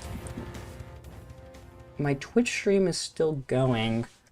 I can't open up a new Chrome tab. What the heck? Well, I might have to cut stream short today if this is still broken. Can I open up a new tab this way? Nope, this is... Oh, I can't even scroll on this anymore. What the heck? Alright, YouTube chat. Closing my Twitch stream so I can come check it out. See what's going on. What is going on? I don't know, if you guys, can you guys still see me moving? Can you still hear me? This is annoying. Switch to Opera GX, okay. You guys can, yeah, type in the chat if you can see me moving around or if I'm just still frozen, because it says my Streamlabs is None of this is moving anymore. Everything's good on your end? Okay, why is it broken on my end? It just opened up 3 new tabs. Okay. Maybe I need to check my task manager. Maybe there's something going on with that. CPU is at like 25%.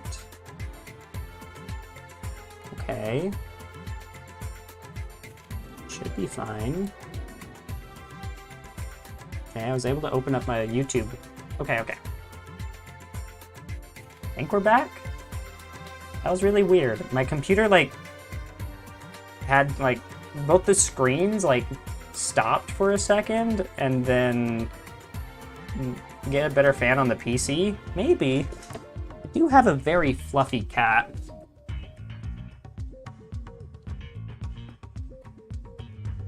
She could be causing problems for me. I don't have that many tabs open, do I? Guess I can close this. Close this. I don't like that it did that when I only had 2 Chrome tabs open. Maybe Opera GX is the solution. I don't know. When they sponsor me, I'll make the switch. That's the plan, right? Okay, let me open up my Twitch stream again. On my phone. Weirdly, having a lot of technical difficulties today. Computers just be dumb sometimes.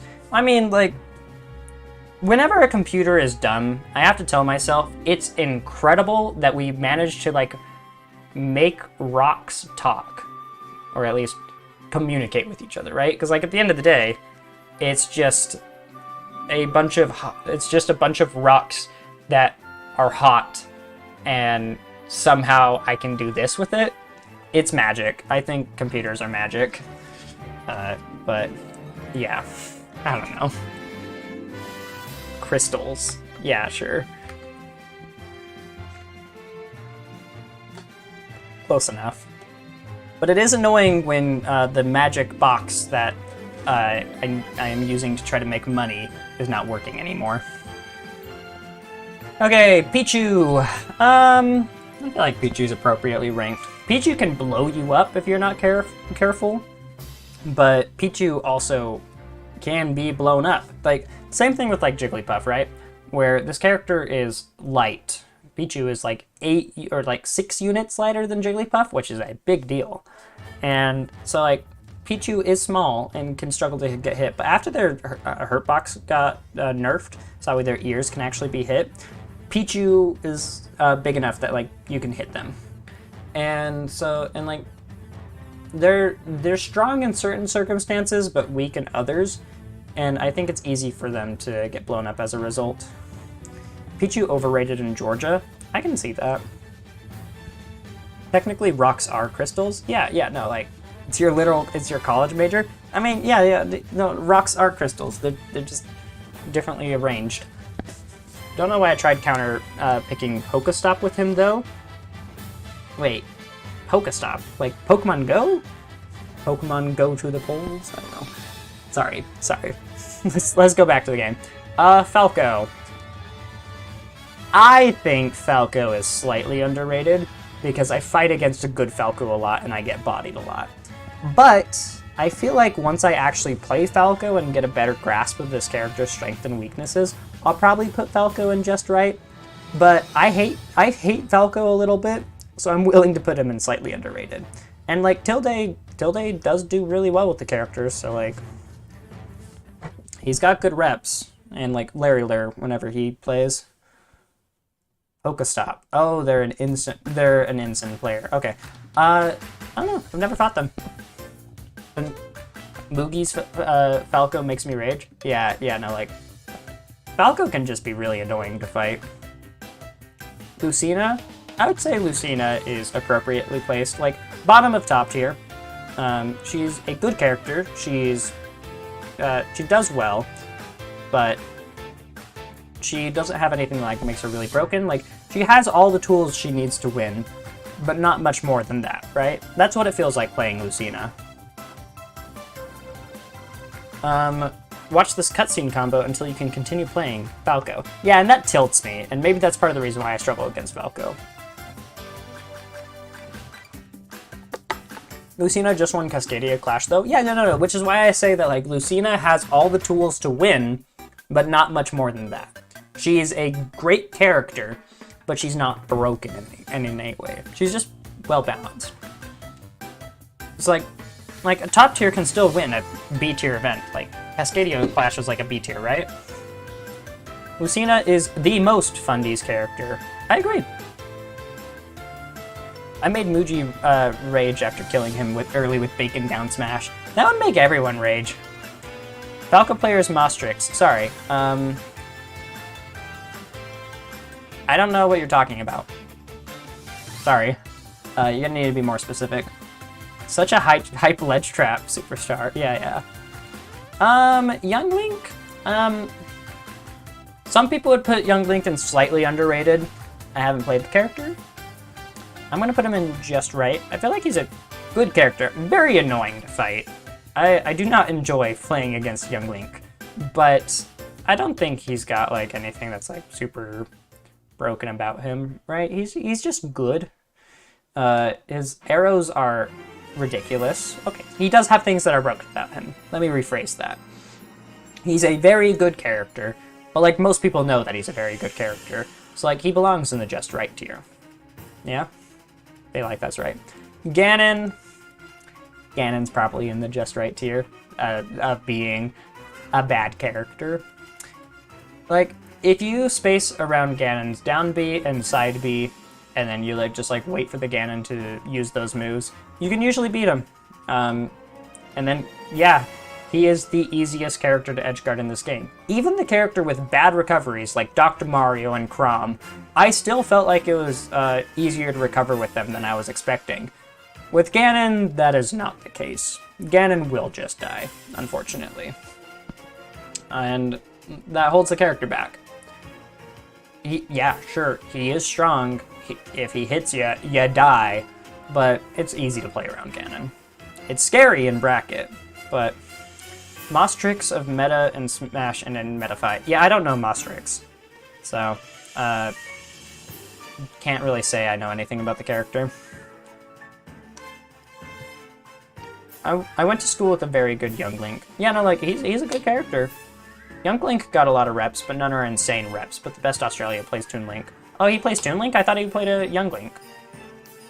It's kind of weird that Ganon side B puts him in free fall. That's what I've been saying. Like, if I could buff Ganon, I would just make his side B actually not put him in free fall. He deserves it. Little Z plays Wario. True. Well, like, every character is his best character, so it's not just Wario. Mac is better than... Mac isn't bottom 3, hot take. I agree. But we'll get there. We'll get to Mac. Mewtwo. I think Mewtwo's extremely underrated. I really like this character. He's definitely one of my most played characters. People will say things like, oh, Mewtwo's tail hitbox, it makes him bad. And well, yeah, it does make him slightly worse. It doesn't come up that much. Or it doesn't come up as much as you'd think. Like, Mewtwo's tail hurtbox actually hurting him comes up in maybe like every couple games. It's not an every game issue. Mewtwo is broken and nobody realizes. Just Slingshot back. Yeah, no, Slingshot is a great way to like patch up Mewtwo's weaknesses. Shadow Ball is might be a better projectile than Charge Shot, which is saying something because Charge Shot is arguably the best projectile in the game. And like Mewtwo has an insane advantage state, and he's like, his main weakness is that he is big and light. And unlike Ridley, who is big and light, Mewtwo is actually light, and he will die very easily. So like, would Mewtwo be a high tier without the tail hitbox though? I think Mewtwo's already high tier. I think Mewtwo is a very broken character in a lot of ways, who just has like big weaknesses. He's a Kazuya, right? In terms that like his strengths and his weaknesses are on on opposite sides of this spectrum. But like when Mewtwo is playing his game, he is a very strong character and should be respected. So like I'd say that like the tail hurt box does not matter that much, and I think people focus too much on that aspect of Mewtwo when it comes to like the rest of the character. It mattered more in Melee when it doesn't matter as much in Ultimate. That's what I'll say. Can you say Hurtbox instead of Hitbox? Yeah, sorry. I'm not the best at like saying the correct thing there. Slingshot buffed Mewtwo a lot. I agree. And also, like, his Shadow Ball got buffed in a way where like you can use the uncharged version of it and still do really well with it. So, something that's really niche about Mewtwo that I learned recently is if someone's back is facing you and you hit them with Shadow Ball, it turns them around. So then you can use Confusion, or what is it? Disable. You can use Disable and just like kill them at 60 for hitting them with an uncharged Shadow Ball, which I think is very funny. Game & Watch. Game & Watch is just right. People are saying that like Game & Watch is a top 10 character in the game, and I put Game & Watch in top 10. This character is really good. So like, I don't know. I don't have any qualms about where people play Game & Watch. He's great. Rest in peace, Mewtwo having no reps. I agree. I wish Mewtwo had a good rep because he's just really fun to watch too. I have Game & Watch top 5. I wouldn't disagree with that.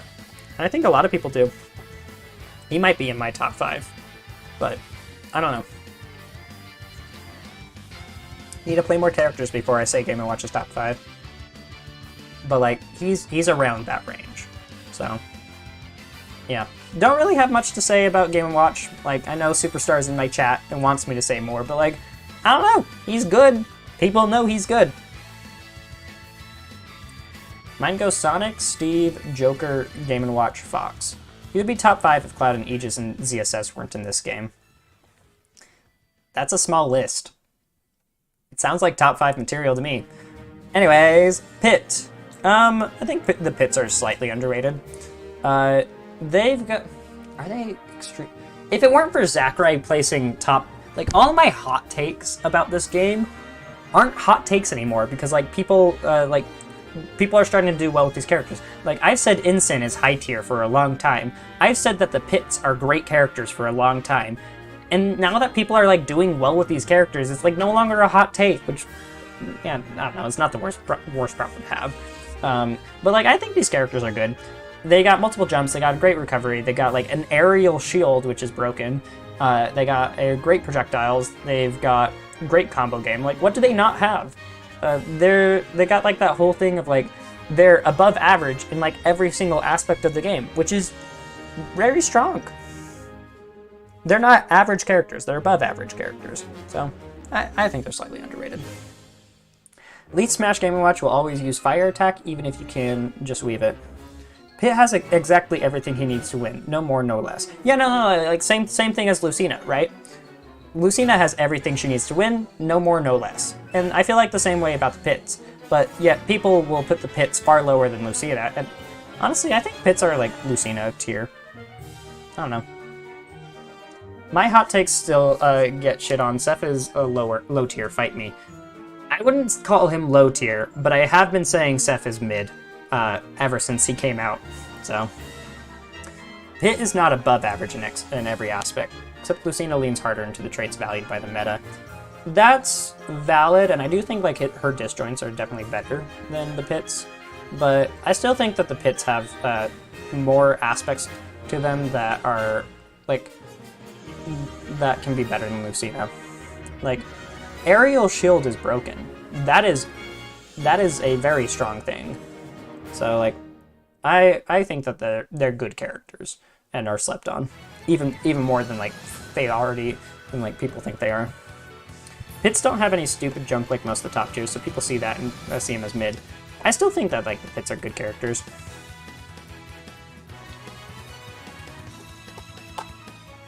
If I didn't have to fight a Cloud or an Aegis at almost every local, I would think he's top 5. Good for you, Superstar. I'm glad you think that Game & Watch is not insanely broken, just broken. Seth is good if Lucina can be great with way less range than him. Maybe. I don't know. Wing is giga busted, it's just on the wrong character. Terry is heavy for a reason. That's a great way to put it. Like, if Seth had Wing all the time, he'd be one of the best characters in the game. Wing is absurd, but like, Seth without Wing is really bad, and Wing is very inconsistent, which makes it hard to play Seth. The ZSS. ZSS does not suck. She's a great character. She's got, like, the thing about ZSS is she has all the tools she needs to play a game of don't interact. And that's incredibly valuable, especially in this meta. Against, like, Kazuya, like, I feel like ZSS does really well into characters like Kazuya because she can just choose to not play the game. Not every character can choose to not play the game. Do people fall out of her combos a lot? Yes. Does some things not work for her anymore like they used to, like Nair Flip Kick? Yeah, they don't work as well. But she still has some of the best risk reward in this game. And while I would say that Game & Watch's risk reward is better than ZSS's, I also think that ZSS, she has more range than Game & Watch, and she can be more explosive than Game & Watch, which are both valuable traits to have. So, like, I think ZSS is still a great character, and the memes of hashtag ZSS sucks is entirely propaganda that Mars has been spitting out for the last few years, and, like, it's worked. People think she sucks.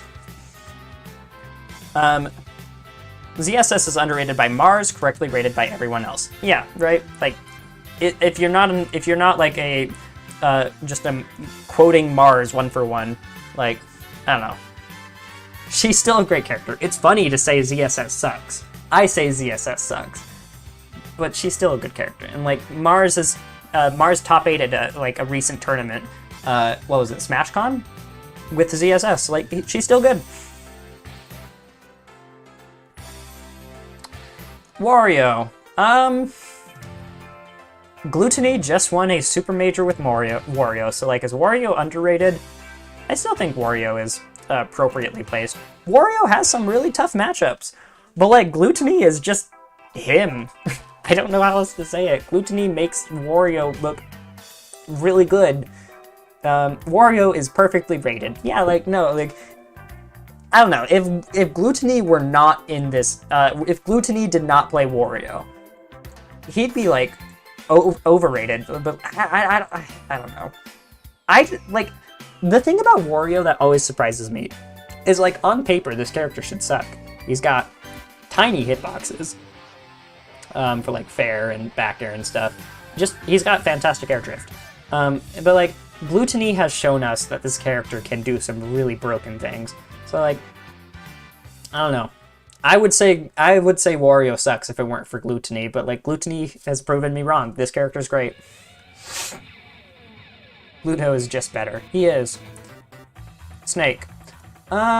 Snake is just right. A lot of people put Snake in top tier. Snake is a top tier. Some people put Snake in top 10, and I wouldn't hate them. I wouldn't hate you for saying that. Snake is a good character. He can struggle in certain matchups, like Ness versus Snake is a weird matchup. I don't know. I need to play more Snake before I, like, delve deep into the matchups. But at the end of the day, like, Snake just hits really hard, and it can be really annoying to fight him because there's just explosions all across the screen. So, like, I don't know. Snake is good. Apollo Kage is popping off with the character. There's a ton of different Snake mains around the world who all do really well with this character. Snake is not bad. Whoa there, MNO. That's quite the thing to say. Relax.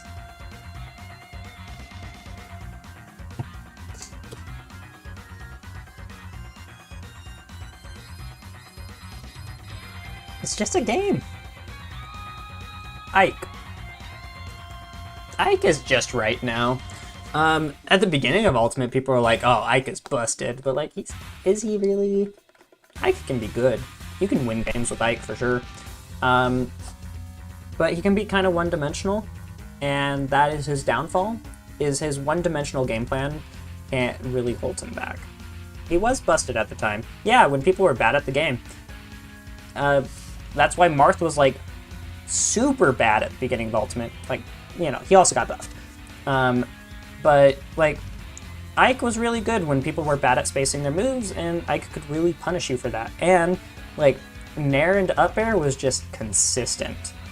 Ike doesn't have something as consistent as that anymore. And, like, he's still solid. He's still, like, a character you can, like, pull out at your local and do well with. but I don't know, he's just right. Oh great, my screens did the flashing white thing again.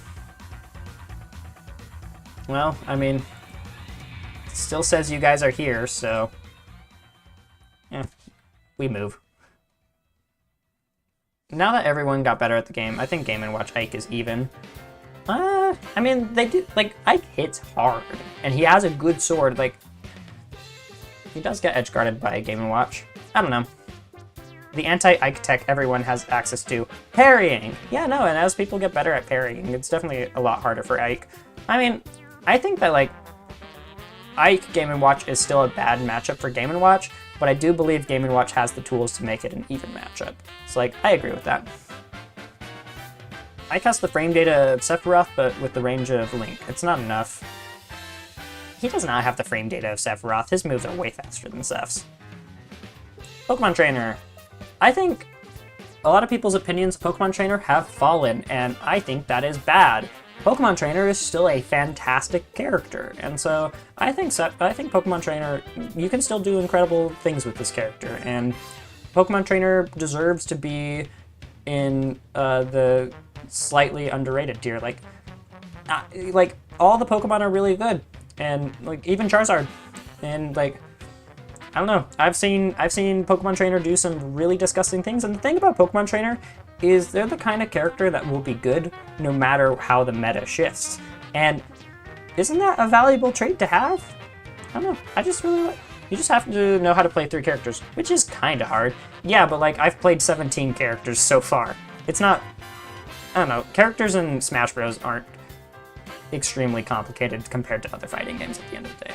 And knowing how to play 3 characters is not asking that much. And the advantage is you get 3 different characters to use in the match. That's powerful. I think everyone recognizes how good PT is, but also just how hard the character is. I think PT is easier than people think. Like, a little bit easier. I still think, like, yeah, learning 3 characters and, like, getting good with 3 characters is going to take some time. But I don't think Pokemon Trainer is that complicated of a character. Super unsafe grounded moves, plus he has to do full hop bowling aerials, plus he's slow in the air. It's so easy to nair him when he's in the air. Yeah, but he hits hard. So, like, yeah. Mewtwo? Oh, I'm a Mewtwo believer. I think he's underrated. Hi, Talon. Yeah, no, Mewtwo's great. Pokemon Trainer isn't that hard. Each mon is pretty simple. The hardest one is probably Squirtle and his combo routes. Yeah, that's what I say.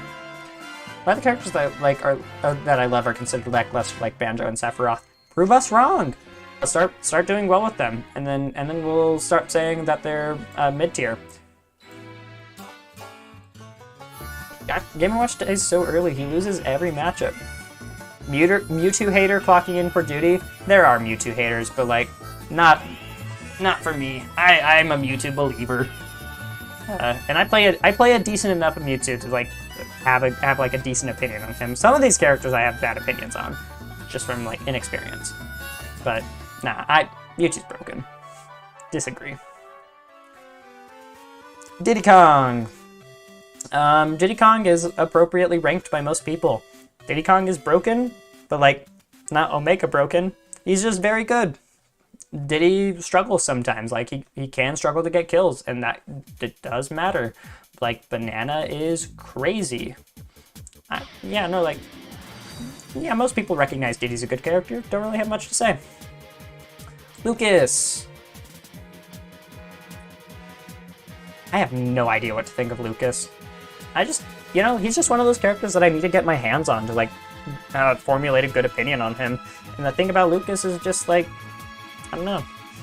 So like, some people say Lucas is one of the most underrated. Sorry, wrong tier. Some people say Lucas is one of the most underrated characters in the game, and like, I don't know. You might be right. I'd need to play Lucas to find out. Lucas is trash. Yeah, that's the other thing. Like, Lucas could be terrible. Who knows? I don't know. I'm just gonna put him in the just right tier because, like, truthfully, I don't know enough. I don't know enough about this character. What does Mewtwo do if he gets hit? Yeah, no, that is hard. Like, Mewtwo has weaknesses. He's not, like... He's a good character, though. Like, the thing is, Mewtwo can, like, prevent you from hitting him. Shadow Ball and Shadow Claw are both broken moves. Hey, Retro Ness, welcome to the stream. Your argument for Ike beating Game & Watch is the same arguments that Bowser Players uses. Yeah, no, like, I don't know. I agreed with you, Superstar. I said that Game & Watch can make it into an even matchup given enough time and, like, practice. Like, I didn't... Why are you, like, saying I didn't agree with you? Sonic. Sonic is... I mean, just right. Like, people know that he's broken. I don't really need to, like... I'm not trying to be a contrarian. Sonic is great. Is that really a hot... That's not a hot take. I don't need a hot take about Sonic. He's good. Ness is ranked appropriately. Retro Ness. I think most people will agree that Ness is a good character, but not a broken character. King Diddy. I hate this character. I do not have fun fighting this character because I lose to him for some stupid reason. But like, he's low tier, right? He's got terrible airspeed. Gordo is annoying, but the fact that you can hit Gordo back into him makes it a lot easier to fight the character. And like, yeah, Hammer can be really annoying to fight, but you just need to play around his range better. So like, that's a skill issue. It's a skill issue that I lose to DDD, but I shouldn't. No one falls off harder at high level than DDD. Yeah, no, like, the fact that Ling is doing well with him is just because, like, he does have some good matchups. Like, he does do well against Peach and Daisy, which is, you know, part of the reason why I struggle against DDD. But, yeah, no, like, I don't know. DDD's kind of like Ridley, has some really good matchups, but I think most people agree that, most people recognize that DDD is right, belongs where he is. Ness is good, but then Palu, Game & Watch, Marcina show up. Yeah, true. Dr. Mario versus Ness is a hard win for Ness. I mean, yeah, but we're not talking about Dr. Mario. We're talking about what are the community's opinions on these characters and whether I think they're overrated or like underrated opinions. Lucario. Lucario, I think, this might be a hot take. I think Lucario is very underrated. I think people have decided that like Lucario is a bad character and then just like forgot about him. And the thing about Lucario is like when he has aura, he's really good. And this is going to shock some people, but Lucario is the same weight as Steve. And you see Steve players living to like really absurd percents. Granted, they can build a block behind them and tech it, which is broken. That's not fair. But Lucario, I think like Aura Sphere is a very good move. Lucario with Aura is a good character. Lucario with tons of Aura is a broken character. And like low Aura Lucario is not like it's an underwhelming character, but it's not necessarily a bad character. Granted, Lucario is a character I'm going to need to get my hands on to like truly understand how good this character is. So like I am not confident enough in saying that Lucario is extremely underrated, or slightly underrated, or just right. I need to play this character before I feel right placing him. But you know, just like hot off the press, just want to say something. I think he's a solid character, and I think Lucario is better than people think. Yeah, he doesn't do bad versus Game & Watch, Sheik, Pika, Olimar. I think Olimar is a fantastic matchup for Lucario. Game & Watch is Lucario's worst matchup? Maybe. PK Fire? What about PK Fire? It's broken? Disagree. You can SDI that move pretty easily. It's good. Like, Ness main should use it, but it's not broken. Toon Link. Toon Link is in the West. If your character struggles to kill, you can just lose to Lucario. Yeah, no, and like a lot of characters can really struggle to kill in this meta. Like, I don't know, Duck Hunt's a character that struggles to kill. Oh, I hated fighting Lucario as Duck Hunt. So, Toon Link is one of the most is out of all the characters in the West, a lot of people will say Toon Link is the worst of the 3 Links. And I disagree with that. I think Toon Link is underrated. I think Toon Link is a very good character. Like, Bomb and Defair is a very good kill confirm, and Toon Link in general is just a lot more nimble than both Link and Young Link. I pointed at the wrong characters when I said that. We know you're a Ness main. Your tag is literally Retro Ness. I would be shocked to hear you say you're not a Ness main. But Toon Link does struggle to kill if you're not in the specific percent ranges to like have Bomb Forwarder. I did play a lot of Toon Link in the past. Like, this is one of the characters that I feel more knowledgeable about. But Toon Link is still he's still a good character, and I think having more mobility is a better trait than like what Young Link and Link can bring to the table. I don't know if Young Link or Toon Link is better, but I do think that it's like between these two characters, who's the best Link is. I don't think it's Adult Link, unfortunately. I guess it makes sense because Lucario can't land and then dies to Nair at 155. Edge guarding him is tricky. Yeah, like, Lucario can really mix how he gets to ledge, which is great. I usually time up smash to hit him if he goes on stage and then play a more standard ledge trap if he goes ledge since up smash has no lag. Yeah. Like, Lucario might be a bad character, but I don't want to say he's a bad character. Roy is overrated. I don't disagree with that. I think Roy might be slightly overrated, Chrom underrated, and then the balance is where they are in the middle. But I still think most people are like getting to the point with like Roy where they think that he's not as good as like top 10, and he's not top 10. He's still good though. ¿Dónde está la biblioteca? La biblioteca está en la escuela? I don't know. 8th grade Spanish is not coming back to me. Is that a problem with me being a Ness main? I mean, no. It's just like, we know you're a Ness main. You don't need to announce it in the chat. R.O.B is overrated? No. No. R.O.B is so broken. Disagree. Buen español. Gracias. I've been trying to like practice my Spanish more lately, but like it still needs work. But I can somewhat maintain a conversation in Spanish. I don't speak Spanish, but I know how to say this one thing. I feel like most people who have taken a Spanish class know how to say "Dónde está la biblioteca?" But yeah. Okay, Wolf. I feel like Wolf is appropriately placed. A lot of people recognize that like Wolf is not like top 10 in the game anymore, which is right. Like Wolf is, but he's still good. Like Jackal, Ouch, like both of them are still putting up good results with this character. Wolf is still a meta threat, but he's not like, he's closer to the bottom end of top tier than the high end of top tier, I'd say. So like, if you had to ask me like which character I think is better between Fox and Wolf, I'd say Fox is the better character, but Wolf is the more consistent character, which I think matters.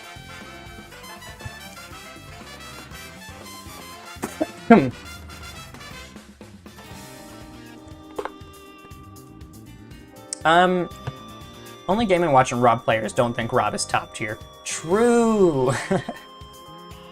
Boo. Yeah, I know you disagree with that, Sticky, but like, Fox is so good.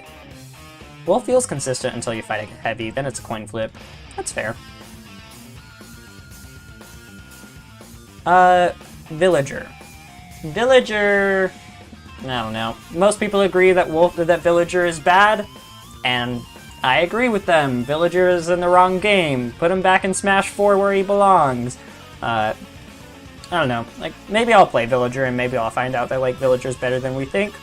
But I also don't think Villager's like crazy good. He might be better than I think. And like once I play Villager, maybe I'll be like, oh no, like Pocket's broken. I mean it is. But I don't feel like Villager's like stupid, like crazy different. There's a few things that that's nice as a spammable projectile, like Wolf's Blaster. You know, like Wolf's Blaster is really good. But it's been long enough that like people know the counterplay to like Wolf Blaster, and that makes it hard for like Blaster to like be like it's a very strong neutral tool, but it doesn't play the neutral for you. You still gotta like get in there as Wolf. Watching top Wolves call Ganon even breaks my heart. Do they really say Ganon is even? No! No! Blaster destroys Ganon! What? That is so delusional. It's true, literally. I will have to play it myself because, like, there is no way. Blaster isn't good in the matchup? How? How does Ganon approach? PK Fire is not neutral? What? I don't know. Gives up too much space. Run up shield. But Ganon's run is so slow. Is it even? That Wolf doesn't vortex heavies? I mean, yeah, like, you guys were saying that, like, Wolf doesn't do well against heavies, and, like, Ganon is heavy. Okay, you know what? And maybe Ganon has, like, I do think that, like, not being able to vortex heavies, like, your matchup against heavies is entirely dependent on, like, how easy it is to combo them. And not every character can, like, combo heavies. So, Wolf still wins, but not nearly as well as you'd think. Okay, alright. I am surprised by that one. Again, like, I haven't played these characters seriously yet, so I wouldn't know, but I'm kind of surprised by that. His game plan is to ledge trap Ganon right at ledge, and I want you to know how stressful that is. Yeah, no, I have been flame choked into the blast zone way too many times, way more than I want to admit. So I agree with that being very stressful. Mega Man. This is a character I want to play to like really understand and really appropriately rank. I want to believe that Game & Watch is extremely, I want to believe that Mega Man is extremely underrated, but I just don't know. I don't know how good he is. What do you mean by Lucas's NR? What does the NR stand for, Retro Ness? When I say that people get it, because we barely juggle or edge guard him, 2 frames don't work. Does Ganon have like a really good 2 frame? He might. Mega Man is high tier. Yeah, most people agree that like Mega Man is high tier. Nobody's really saying Mega Man is top tier, and I wouldn't say he's top tier. Lucas is underrated. I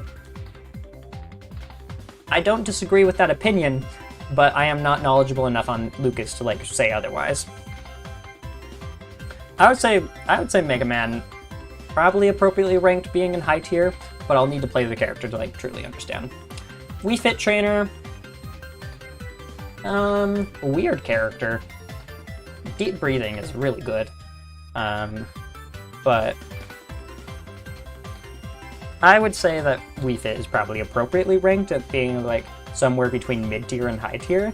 Like, character can be really good, but like she's also got really weird weird hitboxes that can make it difficult for her to like actually like land hits in neutral. It's like forward air is only good from 2 specific angles and is bad everywhere else.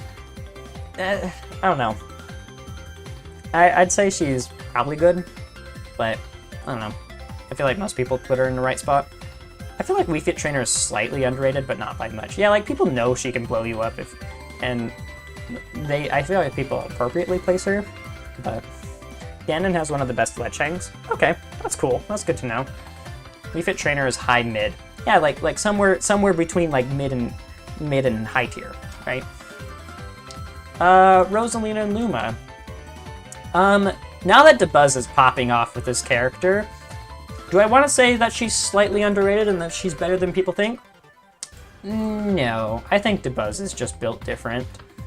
I think that like it's too easy to kill Luma in a lot of different circumstances, that it makes it like really hard for Rosalina to play her game. The buff to Luma's like respawn timer from being like 12 seconds to 9 seconds was pretty huge, but I'd say that like Rosalina and Luma, they like killing Luma is just too easy in a lot of matchups. Secret high tier? Yeah, no, like, I don't know if she's mid. She's probably high tier, but she's also just like an obscure character that we don't see very much of, so it's really hard to like appropriately place her. Because like Dabuz does fantastic things with her, and like he's won majors with this character. Close. We're calling CEO 2020 major. I don't care. Dabuz earned it. But I'd say that Rosalina and Luma are probably appropriately placed by most people, but then again, maybe I'll play the character and be like, wow, this character's really good. Little Mac. Little Mac is slightly underrated. I don't want to say extremely underrated, but I kind of do. Little Mac's good. Little Mac can blow you up like no one else in the game. The thing about Little Mac is that his ground game is actually the best in the game. No, like, his speed combined with his hitboxes and the fact that, like, his smash attacks also have armor on them now, it's just really, really hard to fight Little Mac sometimes. Like, sure, edge guard him. Yeah, obviously. But Little Mac has mix. Little Mac can, like, do a lot of things. That is simply not true. I mean, yeah. He has the worst air game. He does. I mean, okay, fine. But he has, like, some of the best ground game in the game. I don't know, what characters have an argument for having a better ground game than Mac? It's not very many. His grab game is bad. That is true. You're not allowed to make mistakes against Mac.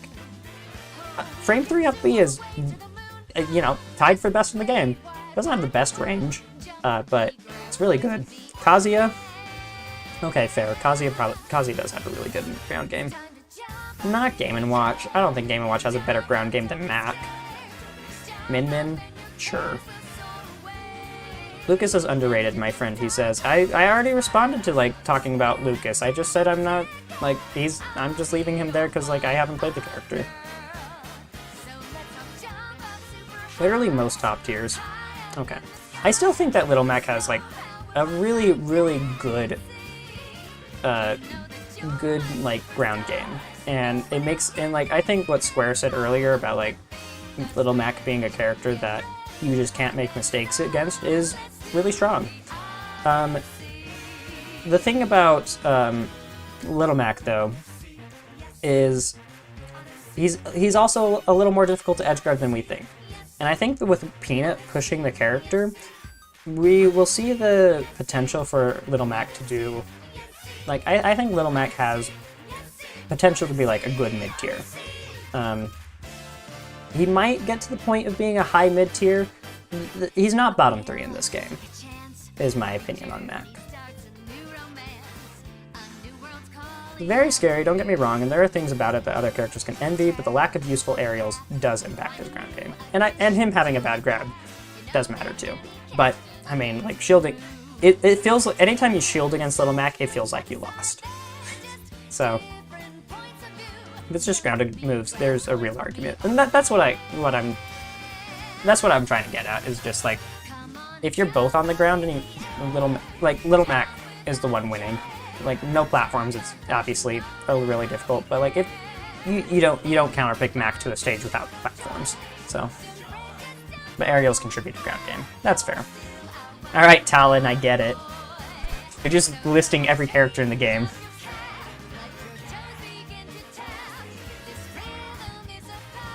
There are a few characters I hate playing against online more than Little Mac. Yeah, no. Little Mac can blow you up. And I think that's a valuable trait to have. Can you blow Little Mac up too? Sure. Yeah, he will just die at 20. But it's Little Mac has enough mix-ups to make it back to the ledge that, like, edgeguarding him is not the end-all be-all of the matchup like it was in Smash 4. Alright, Greninja. I think Greninja might be a little overrated. Greninja's good, don't get me wrong, but his dash attack is, like, you play the matchup with, like, dash attack in mind. And, like, while he does have really good tools, like, Water Shuriken is good, I just don't think that Greninja is as, like, top tier as, like, people in Japan are saying. I don't know. Like, I'll have to play Greninja to be for sure. No air to air, no ledge trapping. I'd say back air can be like an air to air move, but like Nair is kind of a bad move. Like a combo, sure, but like if a Greninja is falling at you from like a 60-degree angle and they fast fall, they're going to Nair, right? So just like no ledge trapping. Yeah, does this down tilt not hit ledge? That would really suck for him. I feel like it doesn't against a lot of characters. 13%, no combos after 20%. Yeah. So like, Greninja might be slightly overrated by a lot of people. Still think he's a good character, but his down tilt hits ledge versus most cast. Okay, so I'm wrong. I was wrong about that. I don't know. I think he's solid. I got hit in the face by that tail. Hello, kitty. I am paying attention to you. He stitches together a ledge trap game. Yeah, and that can be difficult. Mii Sword Fighter. I have no idea what to think of this character. So I'm just gonna put him in the just right tier. This character's bad, like everyone else says, right? I don't know. Give me a week and a half with this character and then I'll tell you my opinions on him. Your cat is so delightfully fluffy. Oh, she is the most fluffy cat. Which has its downsides for sure, but she is very pretty. What are you doing with my cat? No, she's my cat. Get away from her. I like that she's making an appearance in the stream today, though. Mii Gunner. Mii Gunner... Where do people putting... People are putting Mii Gunner in mid-tier. No, she's extremely underrated if that's the case.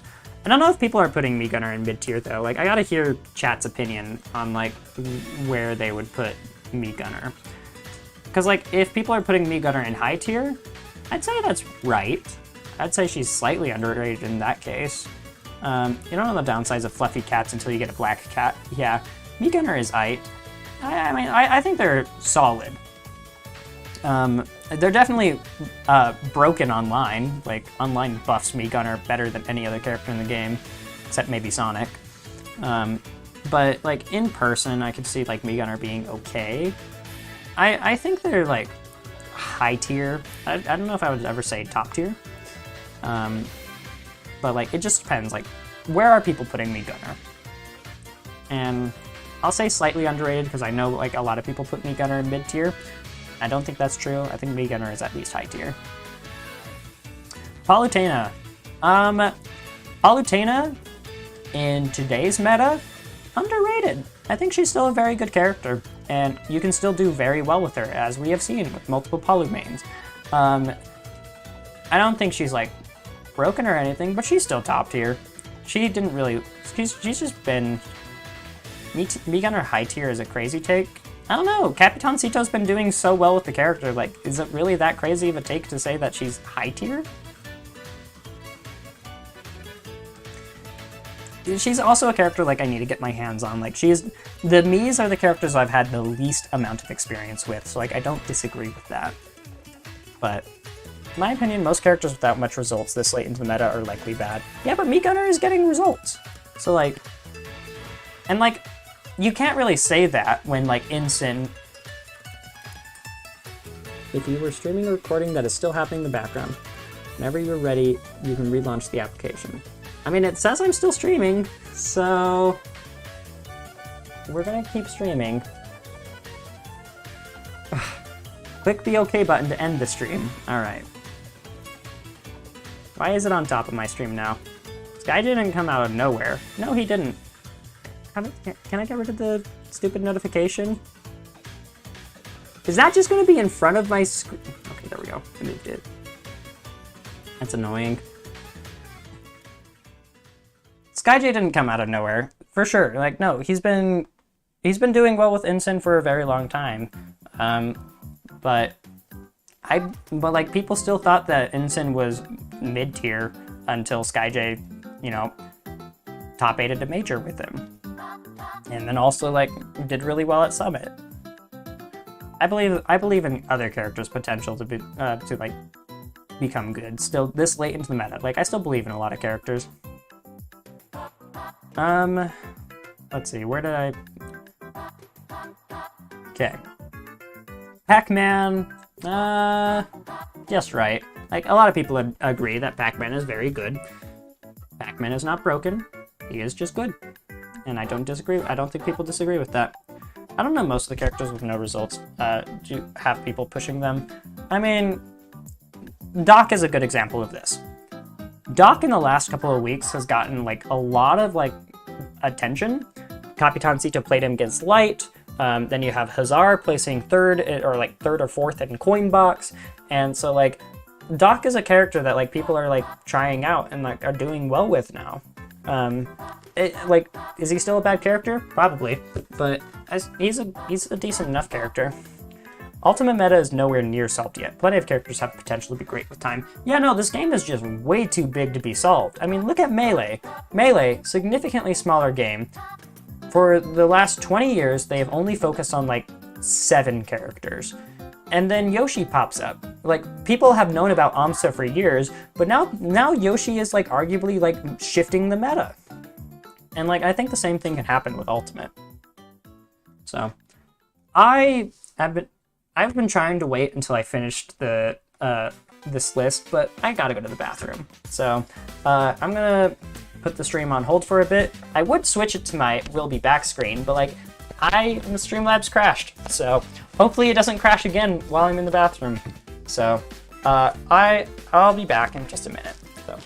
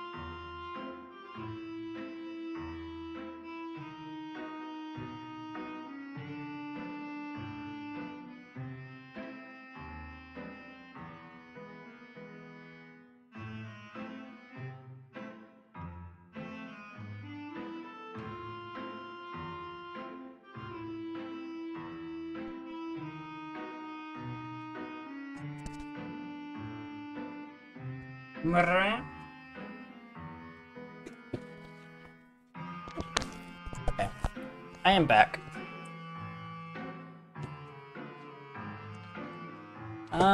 Robin. I think Robin is slightly underrated. This character is still good. I think that the potential that Robin has could potentially be unlocked more, but Levin aerials are silly when compared to a lot of other characters in this game. Like, it outspaces Shulk and Air. Robin has some very broken tools. And while managing the resources is definitely part of the challenge of playing this character, I think that Robin makes up for it by just having like some really broken tools. Now, granted, Robin is slow as shit, and I think that makes them struggle in a lot of matchups. But I think that they make up for it in a lot of unique ways that makes Robin a pretty decent character.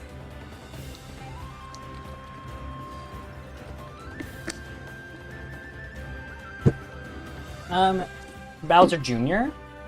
I would say that Bowser Jr. is just right. Like, you still have some people like putting up results with him. Like, crap, I forgot his name. Well, I think that Bowser Jr. is like decent, right? Not a bad character. Can do good things, but like also like some of their moves are just kind of bad. Like, Cannonball is funny when it hits people like way off stage for like after it's been like traveling for a while and like it breaks their shield and stuff. Like, that's a bad move, right? The Koopa car, or the Koopa whatever, down B, it can be like a annoying projectile to deal with. Like, it's also just not that good, and you can just shield it to like invalidate it. So like, also his frame data can be like kind of weird, like his forward air and back air are like kind of slow. They hit hard for sure, but I don't know. I wouldn't say that they're crazy character. I wouldn't say that Bowser Jr. is like a crazy character, and like most people agree that he's mid tier. Ryu and Ken. I think they're both solid characters, but I wouldn't say they're anything more than solid, and I think most people would agree with that. Like, they're good characters, but I don't know. Other fighting game characters in this game are arguably more broken. So, I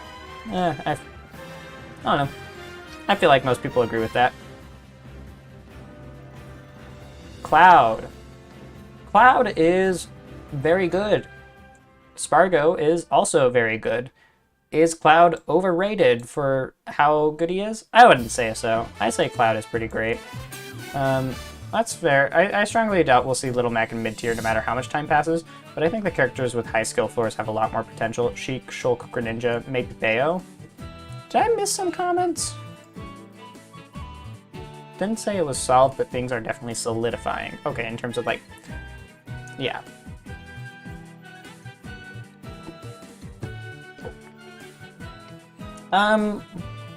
The meta is solidifying, but I also think that this cast is like way too big that it's hard to like say for sure that anything is like real. I don't know. I think there's still a lot of potential for the meta to be like shifted as time goes on. What do you think of Sora? Yeah, I can rank Sora ahead of the others. Sora, I feel like is appropriately rated by most people. High tier, good character. Nair loops are very annoying to deal with, but I also don't think Sora is this like secret top tier like a lot of people think. Granted, you know, give me some time with the character and maybe my opinions will change, but I think that Sora is appropriately ranked by most people in the terms of like good character, has some really strong tools, but I don't think Sora is going to shock us someday with how broken they can be. So yeah. Corrin, now that we've seen MKLeo and Neo and other players like pull out Corrin and do well with Corrin, I think that Corrin is getting the respect that they deserve. They're a solid character, but in the same vein as Lucina, they just have the tools they need to win. Not much more than that. I don't know. Pin it can be a stupid move, but I don't think it's like so absurdly stupid that it pushes them into a whole new tier. I think people recognize that like Corrin is a great character, but not much more than that. Bayo. I think Bayo's slightly underrated. I think Bayo, like, especially now that we have Bloom Forever doing so well with this character, I really want to see Bloom Forever travel. And once they start traveling, I think that we'll see Bayo perform a lot better than we think. Like, I don't know. I fight a Bayo main a lot, and while granted I am getting matchup checked in a lot of ways, I'd say that like Bayo still isn't is still a character that like has potential to become even better than they already are, which is saying something because Bayo has moved from like low tier to high tier to like, I think that they're like a low top tier personally. They have results now. Are we talking about like Sora or like Corrin? I've always thought they were a little underrated, but I guess that's different now. Yeah, no, like as of this year, Corrin has results and like people respect the character. So like, I think Corrin is a good character, but like, I've fought a Corrin main for a long time, so I would say that Corrin's pretty decent. Inkling. Ooh, people would say Inkling is bad now, right? I think Inkling is still a good character. I don't know how good I want to say they are. Inkling is a character that I'm like really looking forward to playing for Character Crisis because like I've always thought this character was interesting, and I think that there's a lot of things that Inkling players can do to like make the character better, but I also think that they're not like experimenting enough, and I feel like the Inkling meta has stagnated, but give Inkling players like... I think all it would take is like one Inkling player who like really thinks about the character in a unique way for the Inkling meta to like be revitalized. Hi Retro Ness, welcome back. I believe that what Inkling players need to do is like focus much more on like inking their opponents and stuff, and use that as their like main way of like dealing damage, because like when an opponent has ink on them, they take a ton of damage, right? And their splatter shotgun got buffed to be a pretty good move. So I think Inkling is a solid character that just is like not respected currently. Howdy Robbie, welcome to the YouTube. Simon and Richter. Nah, these characters kind of suck. Like, I want to believe in their potential, but they're just so easy to play around in a lot of ways. Like, the ledge is hard. Like, fighting a Simon and Richter when you're on the ledge it sucks. But the rest of the game, even like the neutral game against these characters, like, it feels predictable, it feels easy to like, it feels like doable to get in on them, and then when you get in on them and throw them off stage, they die. So their airspeed is just trash, which I think really holds them back. So I think they're like mid tiers, but like they can get saucy. I'll give it up. King K. Rool, I think he's appropriately placed, like top of mid tier kind of character. He's got some like stupid moves, and like belly armor can be really annoying to fight. And like Crown is a really annoying projectile for a lot of characters. But at the end of the day, it's just annoying, and K. Rool does get comboed. He's like that nice size and weight to just like, you know, eat a ton of damage from combos. And like, yeah, sure, he's heavy, but he's also really easy to edgeguard, because like his up B comes up at a very predictable angle, and they got only a little bit of mix from what they do. So like when you're playing against a King K. Rool player, something that you can do against him is just like grab ledge, wait for him to start recovering, fall down, back air him, and just repeat that a couple of times. It's not a doc tier list yet. It will be in a second. I'm gonna finish up this tier list of just like overrated and underrated characters, and then we'll move on. Should have made Crown hit characters when they grab you. That would have been very good, but that kind of like would change a fundamental rule of the game, and that characters don't. When a character grabs you and throws you, they have an invulnerability, right? And I think crown changing that would make it a lot harder for... I don't know. It'd be really strong, for sure. Isabelle. I want to say Isabelle's correctly rated. Like, we have an Isabelle scene in our scene named Weezer, or That's No Moon, other name. He does really well with the character, but I mean, like, Isabelle's also just like got some like Lloyd Rocket. There's a lot of counterplay to Lloyd Rocket, and that makes it hard for Isabelle to like appropriately set up things. Doesn't have to override intangibility, but currently won't do anything even while they're holding you. Oh, so like you can just like grab and then stand there and the crown won't hit you.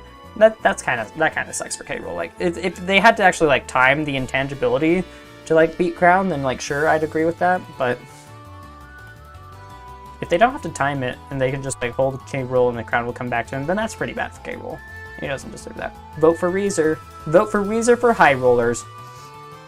I got a few different votes for what I did. Superstar, you were actually one of my votes for high roller. I don't know if you're still here, but I did vote for you. Okay. Yeah, no, Isabelle, like, she's probably bad, right? But like, how bad is she? I'll find out one day. Piranha Plant. Yeah, I don't know. Patui's really good, but it's a matchup check. Like, once you learn how to fight Patui... Why did my music stop? Did my Switch go to sleep? I think my Switch fell asleep.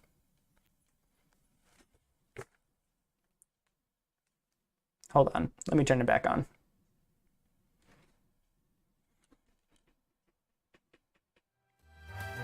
There we go.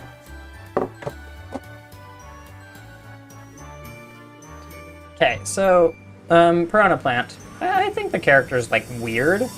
And the stream is just the technical difficulty extravaganza. That was, like, the least technical difficulty thing I've had to deal with all day. It's just my sleep. It's just my Switch falling asleep. That's a pretty easy fix. But, yeah, no, like, please. I just want to finish my stream without any more issues. Yeah, no, Piranha Plant, I feel like most people agree. Like, Patui's broken, but Piranha Plant isn't, and I wish Piranha Plant had some decent hitboxes. Like, that up tilt is sad. Alright, here's the hottest take of today's stream. Joker is extremely overrated. I feel like I do really well against Jokers anytime I fight him. I have wins against, like, Melodic, who's one of the best Jokers in our scene, and, like, in general, I just feel very comfortable fighting this character. So, like, that has something to do with it, for sure.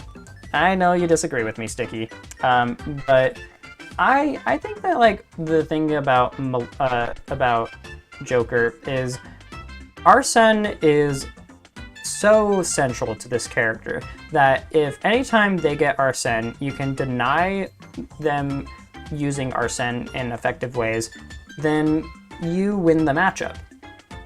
Because Joker without Arsene is just like, he can be underwhelming. He just doesn't have the best kill power, right? And so whenever I play against a Joker, the way I play is just like, I combo them until they get Arsene, and then I run away until they don't have Arsene. And as long as I play around their side B, then I don't lose, is what it feels like. And yeah, no, like, Joker is still a good character. Like, I'd still put Joker in top tier, but I don't think Joker is top 10. And I know that's a really hot take. But I also need to, again, my opinions on Joker are not set in stone until I play this character. But I haven't been, like, super impressed with Joker, and the fact that, like, MKLeo has picked up Joker again and still hasn't, like, replicated the results that he did have with Joker is kind of, like, telling to me. I think that Joker, after he got nerfed, is, like, a significantly worse character. And, like, he's still a great character. Like, his hurtbox shifting is annoying to fight, and like, he does have a good combo game and stuff, and like, drag downs into drag down combos are good and stuff. Like, he's still a good character, but I don't think he's a top 10 character, and I know that's a hot take, but I'm gonna live by it. Ride or die.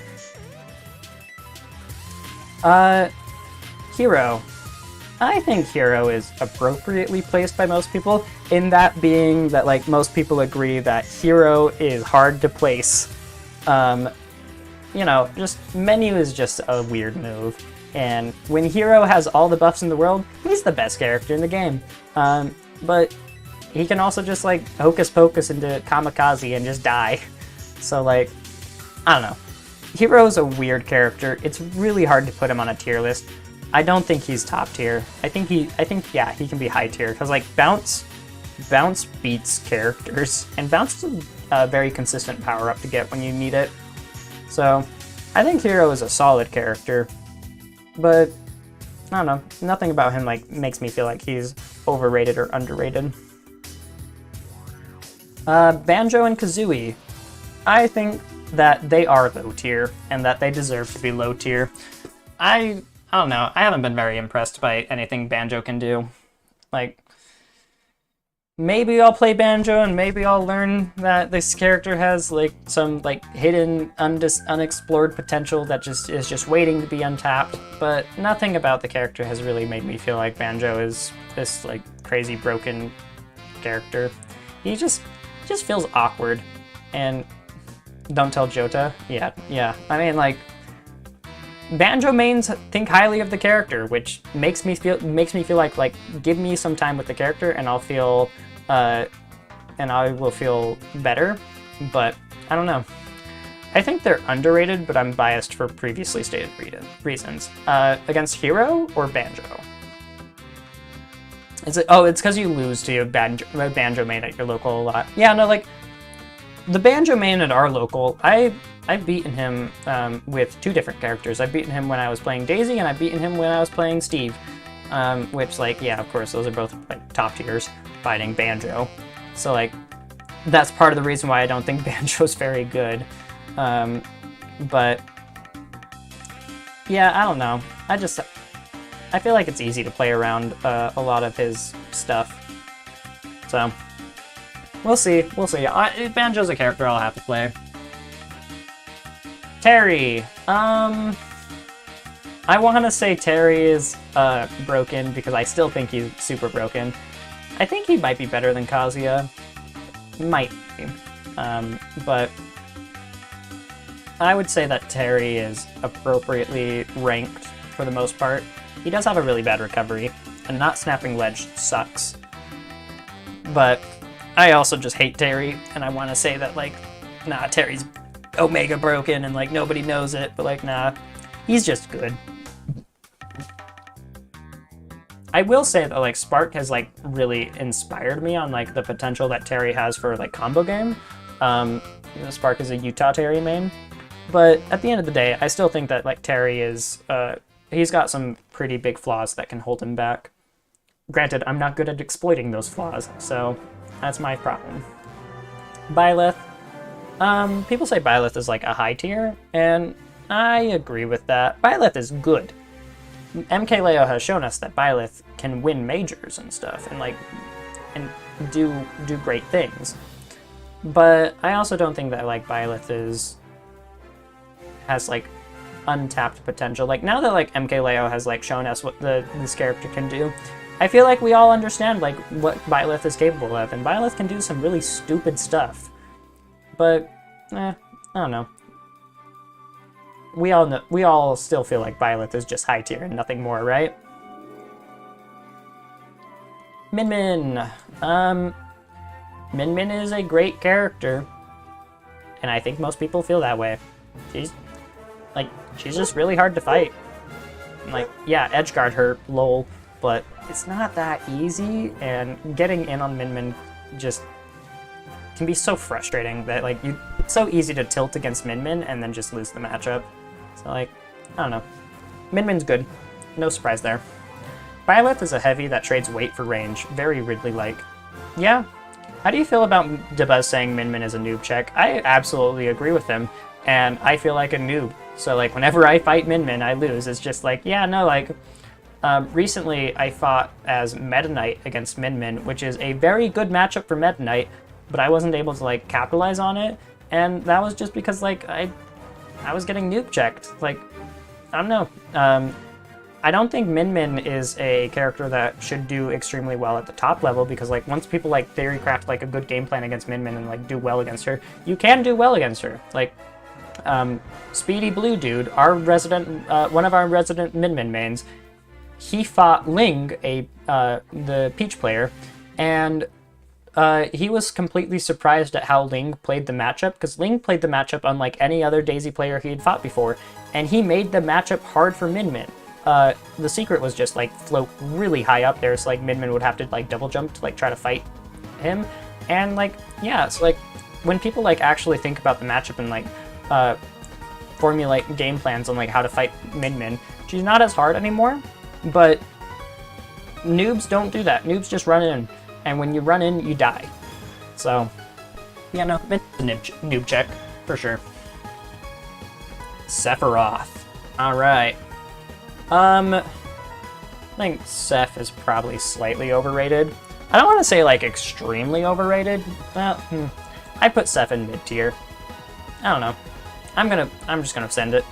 Seph, he's just so light. Wing is broken, but he doesn't always have Wing, and it's very easy for him to not get Wing in a lot of like cases. Like if you're winning as Sephiroth, you're actually losing, because then you don't get access to Wing anymore. And then it's really easy for characters to make comebacks against you. And like sometimes you're making the comeback with like Wing Sephiroth, you get the kill, and then you don't have Wing anymore. And then you are just a bad character at 80% that just explodes to an up smash.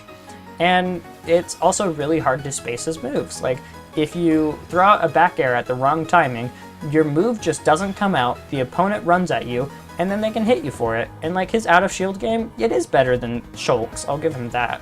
But it's not great. Like, I don't know, Sephiroth has really awkward hitboxes or like really awkward moves that just makes it really hard to play this character. And while like he does have insane range, there are characters in this game with better range than Sephiroth, and I don't think that Sephiroth's strengths make up for that. Like if Sephiroth had Wing more consistently more often, I would think he's a good character, but he doesn't, and it's very inconsistent on when he gets Wing.